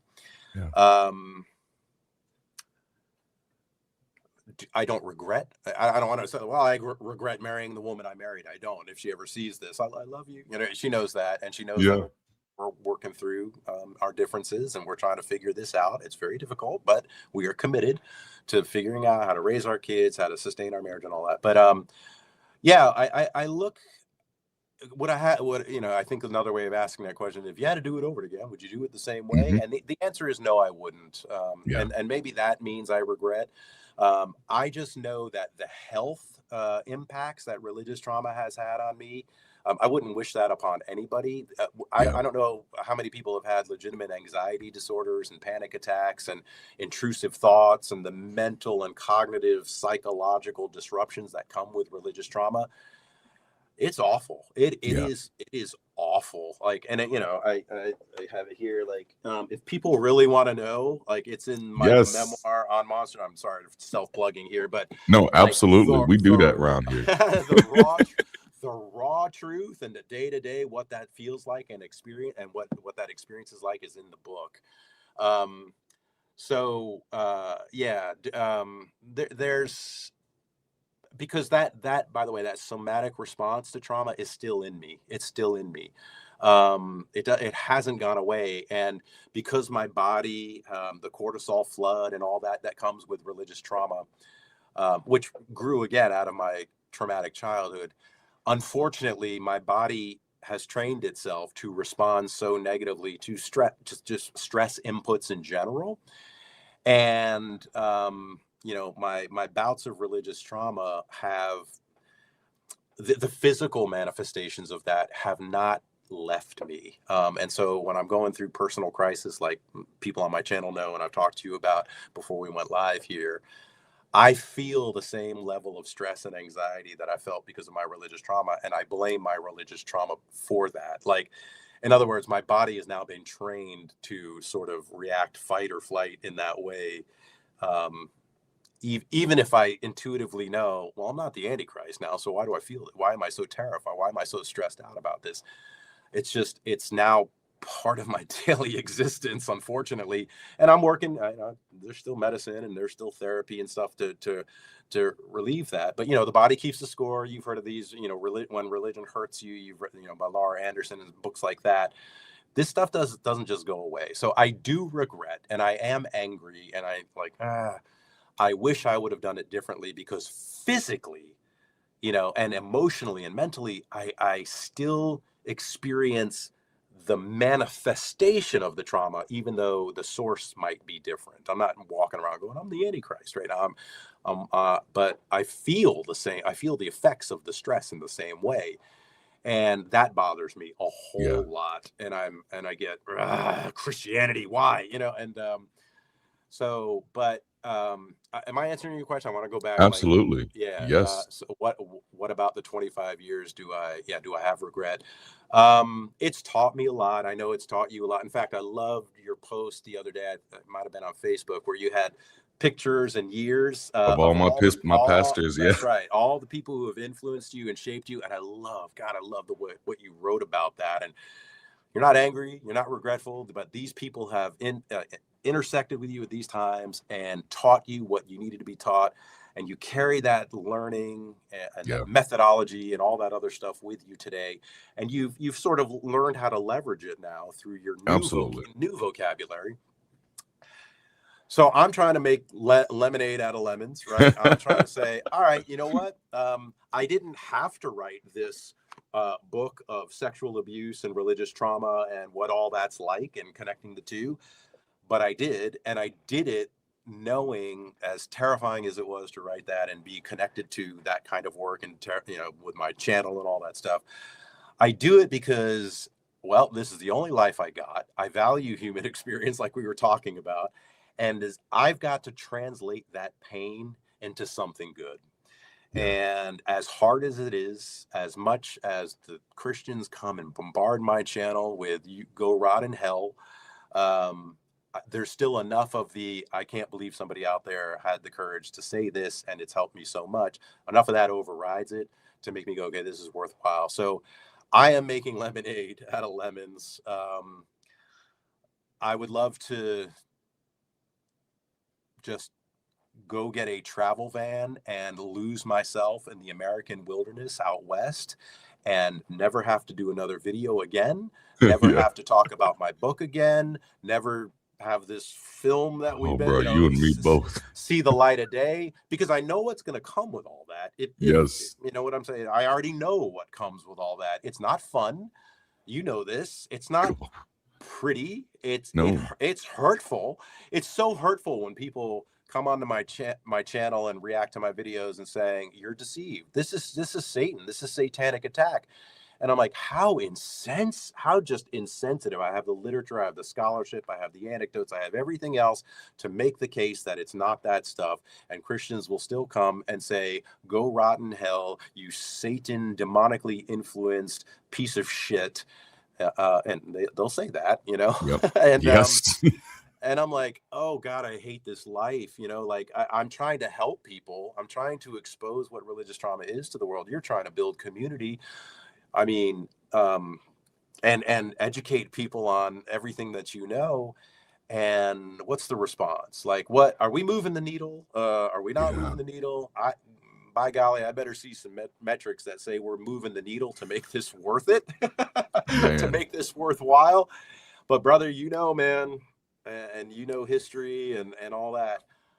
This is where it begins. This is how it begins. And when it begins, it is messy, it is clumsy, and the world's not ready for it. And people are going to gird up and they're going to grab their weapons of destruction and they're going to fight against it. And they're going to accuse and they're going to back you into corners. And like any movement, any movement. And right now, and I don't know if you would agree with this or not, I believe we're in the throes of perhaps the most massive and widespread deconstruction movement Oh, yes.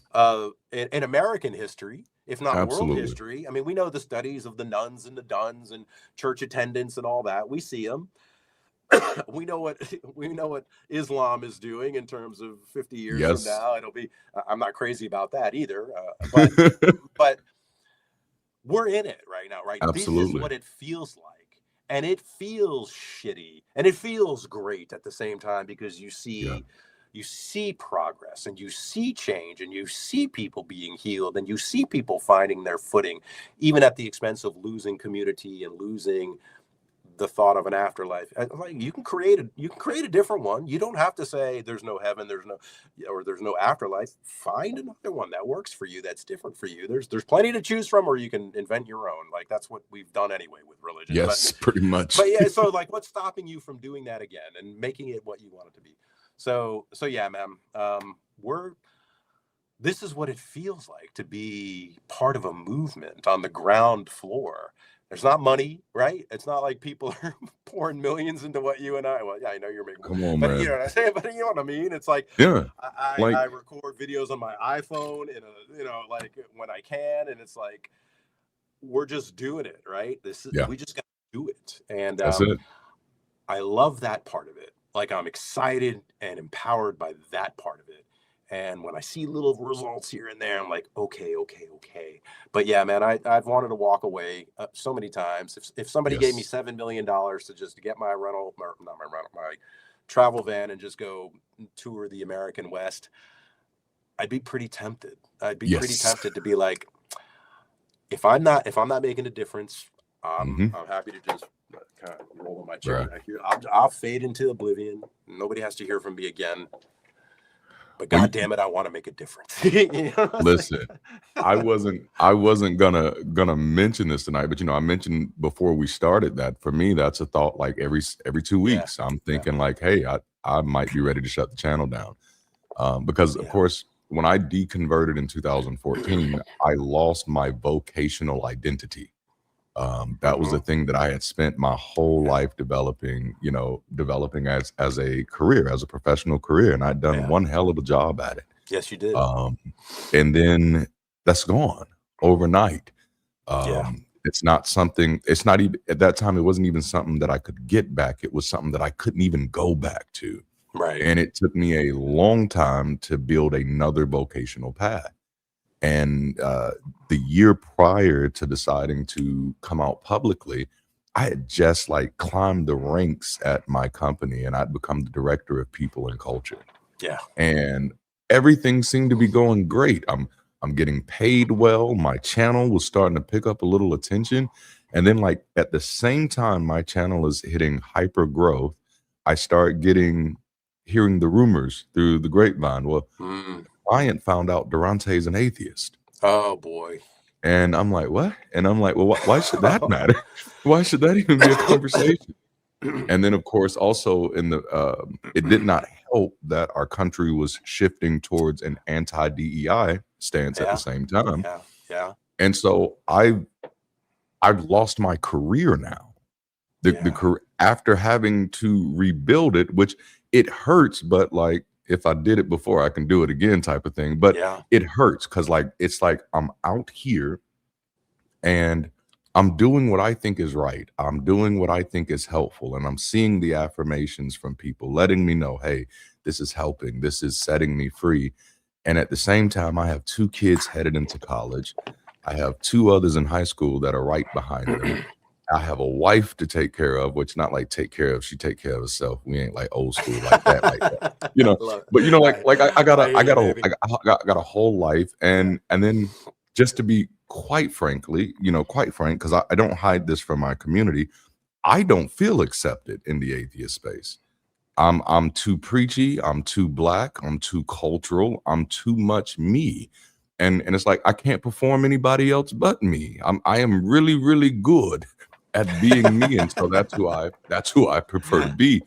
And so like there are weeks where I just wake up and like, man, if there was a way that I could press the reset button and just stay in my closet, I do it, man. There are certain days I be like, oh my goodness, because I loved my career.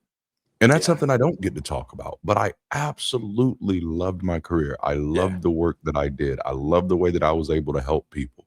The work that I did, it wasn't just for DEI. I got to help people who had different religious persuasions get to show up to work as their true selves without having to be discriminated against. And now, like, I'm a marked man. I can't go nowhere because as soon as you type my name in, oh, it's this guy. Yeah.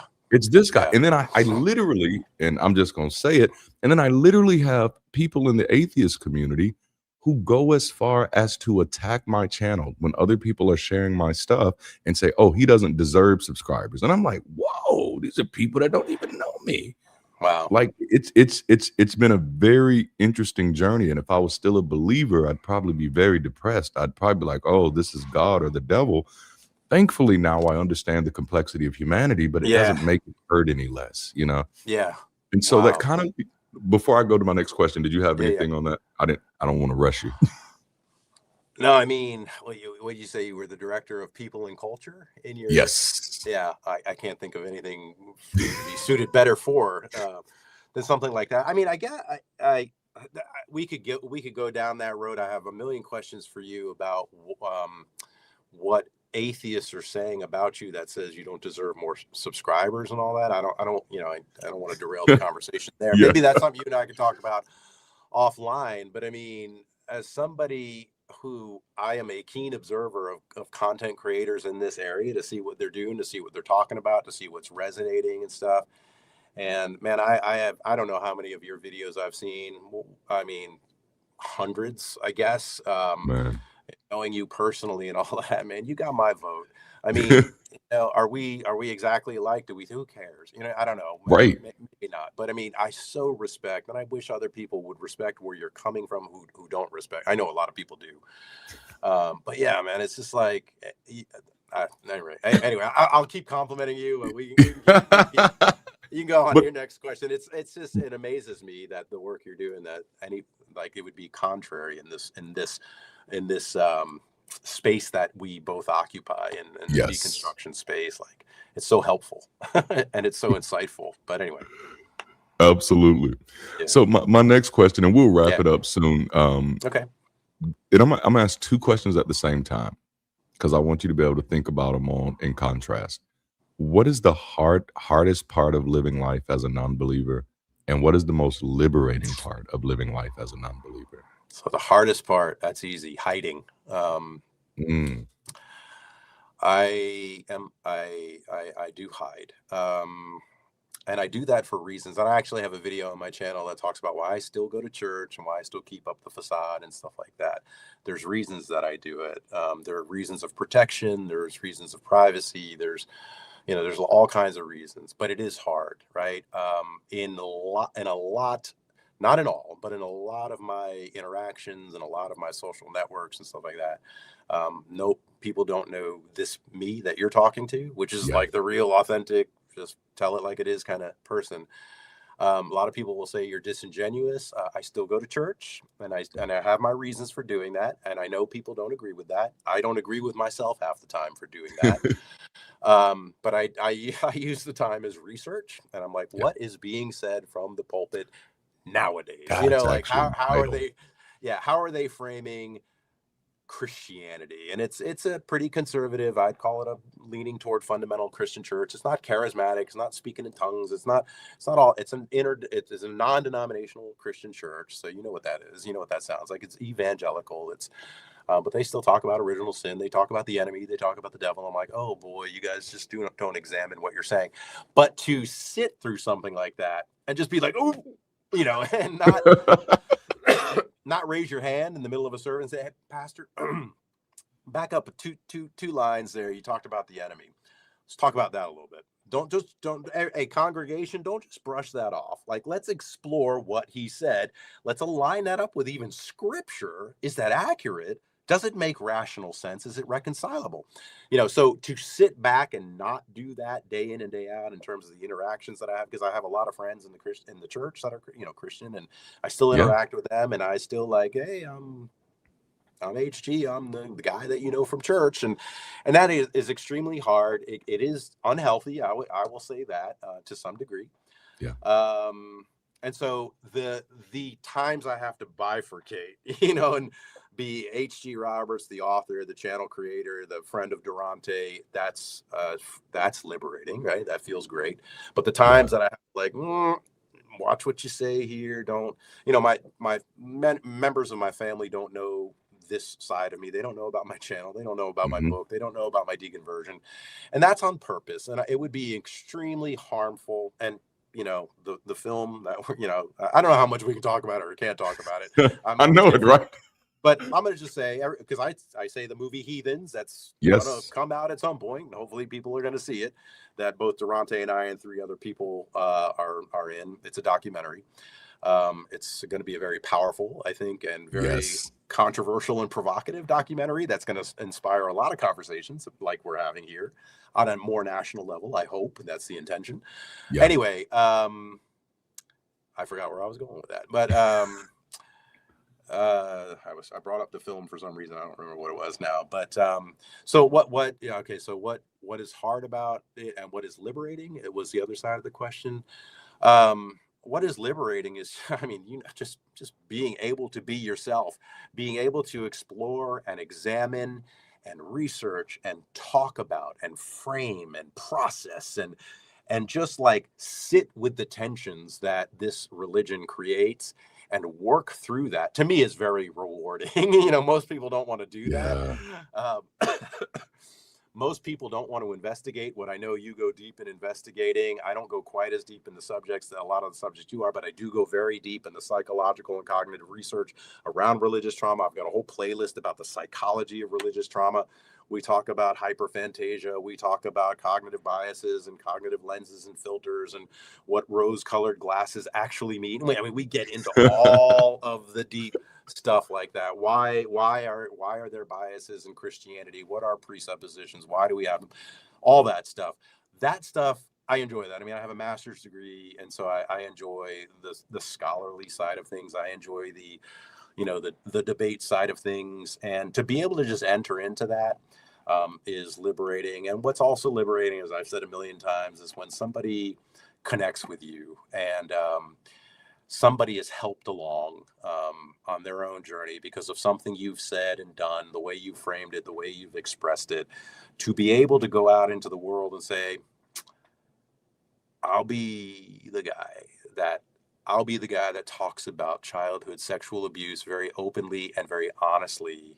I'll wear that mantle. I know how destructive it can be. I know how triggering it can be, but I'll do it. You know, and I know that you've like worn that clothing as well, to say it needs to be said. And I love it when you're like we're preaching now. Hey, we're just talking now. Or the phrases you say when he's like, we're just talking now, you guys. Hold on, everybody. Yes. Here we go. And I'm like, oh, that's when I lean in. And I'm like, come on, Darante, come on, baby. And I'm like, say what needs to be said, my man. Like, don't hide behind it. And that's exciting, and that's liberating, and that's empowering. And that's my answer to that.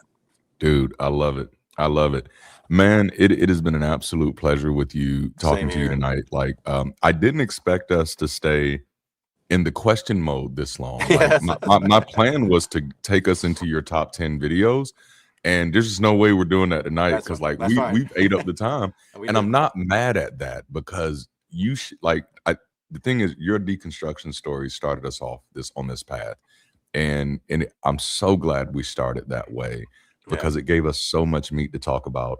One of our members of Bridge City is in the chat, and Darklight mentioned earlier, he said he hadn't seen you in our community.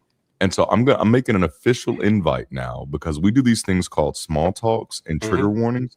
Trigger warnings are normally on Saturdays, and then small talks are just any day during the week. But they're just times where someone comes in and talks about a subject. Okay. And then there's group conversation on it afterwards. Okay. I'd love to get you in. It's internal, it's private. I don't want to say private. It's just not out. I'm in. We'd love to have you come do a session on religious trauma, man. Yeah, let's do it.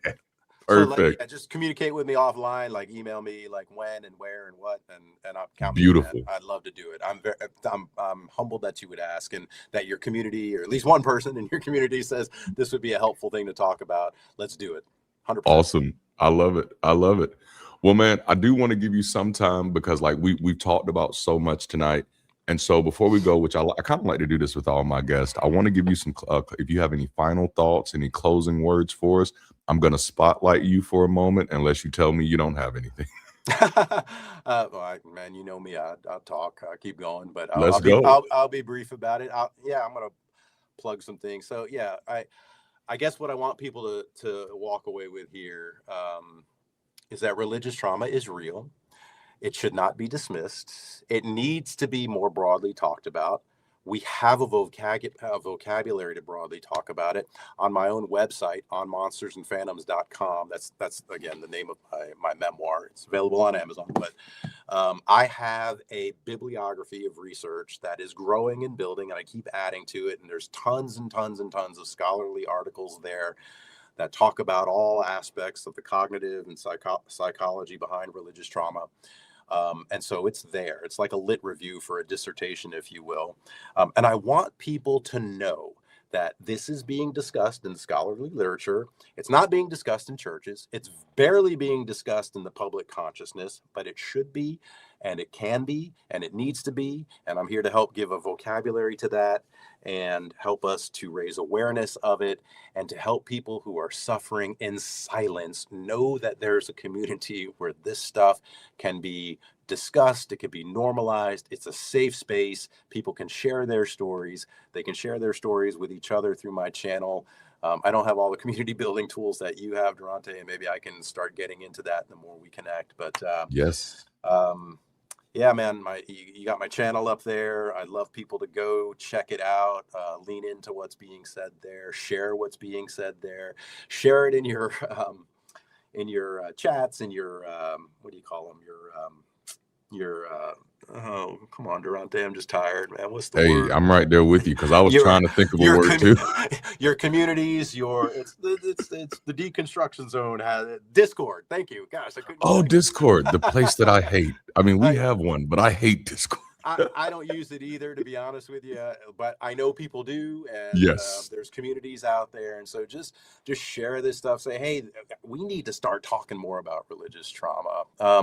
But man, I'm so grateful. I love you, Darante. You know that. The more we talk, the more excited I am to be your friend, to be called your friend, and to be in this community with you. And so, thank you so much for having me tonight, man. I love it. Let's do it again. Absolutely, like this. We're definitely gonna do this again. Thank you so much for being here, man. Like, thank you for sharing your story. Thank you for being vulnerable. Thank you for being open and just honest. I think that's really what we need more of all the way around. Yeah. I always use the old anecdote that, we're all just a blind person touching the elephant. And this is why, like, I don't know if y'all tell, I get excited hearing people talk about their stories. And I'm being honest now. It's not always altruistic. There's a selfishness in it. I get excited hearing other people's stories because it helps me understand myself better. Mm-hmm. When I hear people talking about the trauma they're dealing with and the ways they're responding to it, I'm like, ooh, I think that's what I was feeling. Mm-hmm. Or wow, I never looked at it that way. Yep. So that's incredible. And for those of you who are a part of Bridge City, y'all be on the lookout because I'm bringing them to one of our trigger warnings or one of our small talks. I'm gonna talk to Ashley about it because y'all know she the boss. She the head of community. I'm gonna run it by her. But no, we're definitely gonna make this happen. Again, man, thank you so much for being here tonight. I'm gonna take you down and put you in the back for a little bit as I close the show out. Okay. And everybody, dang, I just cut them off. Y'all see how rude I am? Maybe this is why people don't like me in the atheist community. I'm just so rude, just shutting the door in people's face. I am so sorry. But no. Thank y'all for being here tonight. I hope y'all got half as much out of this conversation as I did. And I got so much out of it. I love HG. We've known each other for a while now. We met through the same documentary. And it was like, I hate to use like 90s, bromance terminology, but it was like instant connection. Like, and and we've been there. I've had him on the channel before with the group. This is my first time having him on solo, and I've definitely got to do this again because I think we could have went on for probably about another 2 hours, and maybe we will one time. Maybe we'll do one of them like streamathons or something like that. But please let us know what y'all thought in the chat. Let us know what you thought about tonight's conversation. What did you learn? If you're watching the replay, let us know what you thought about this conversation in the comments. So that way other people can, kind of know like, oh, this is a conversation worth watching. And if you haven't already, go like, share HG's videos, and subscribe to his channel. He's doing great work over there. If you love what I'm doing by trying to do my best to highlight the sociological harms, he's highlighting the cognitive harm. He's highlighting the psychological harm. That's a little more personal. You're going to want some of that. Listen, you're going to need some of that. So go get you some and don't keep it to yourself. Sharing is caring. If you know anybody who's dealing with religious trauma and maybe they don't have language for it yet, send them to his channel.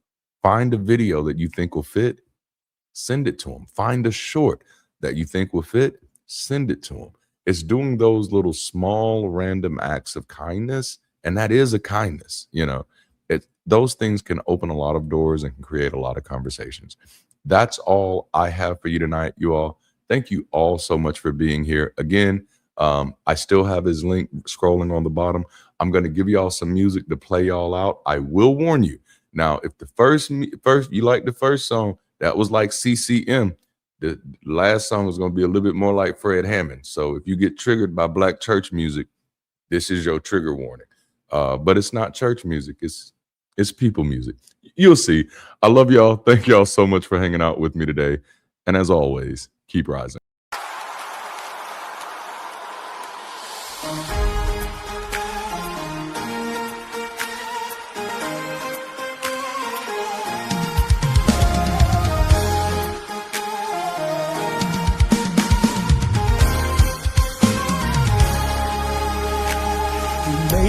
Through hunger, you made it through pain. You made it through drought and you made it through rain. You rose over conflict, you've conquered your shame. You've done it before and you'll do it again. You made it through hunger, you made it through pain. Yeah. You made it through drought and you made it through rain. You rose over conflict, you conquered your shame. Yeah. You've done it before and you do it again. There is nothing that can ever take your place, 'cause you made it here. You are one of us, this global human race. You made it here.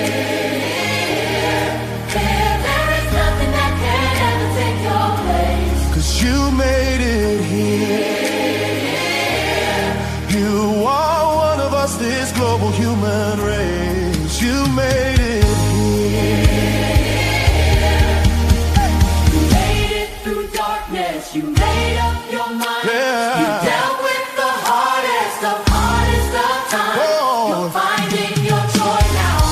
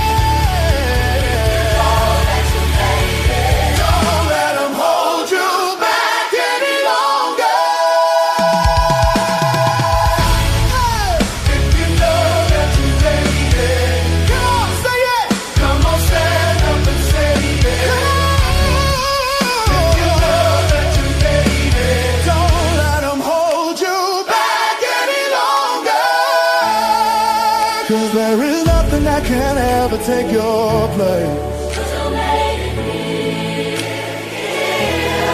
You are one of us, this global human race.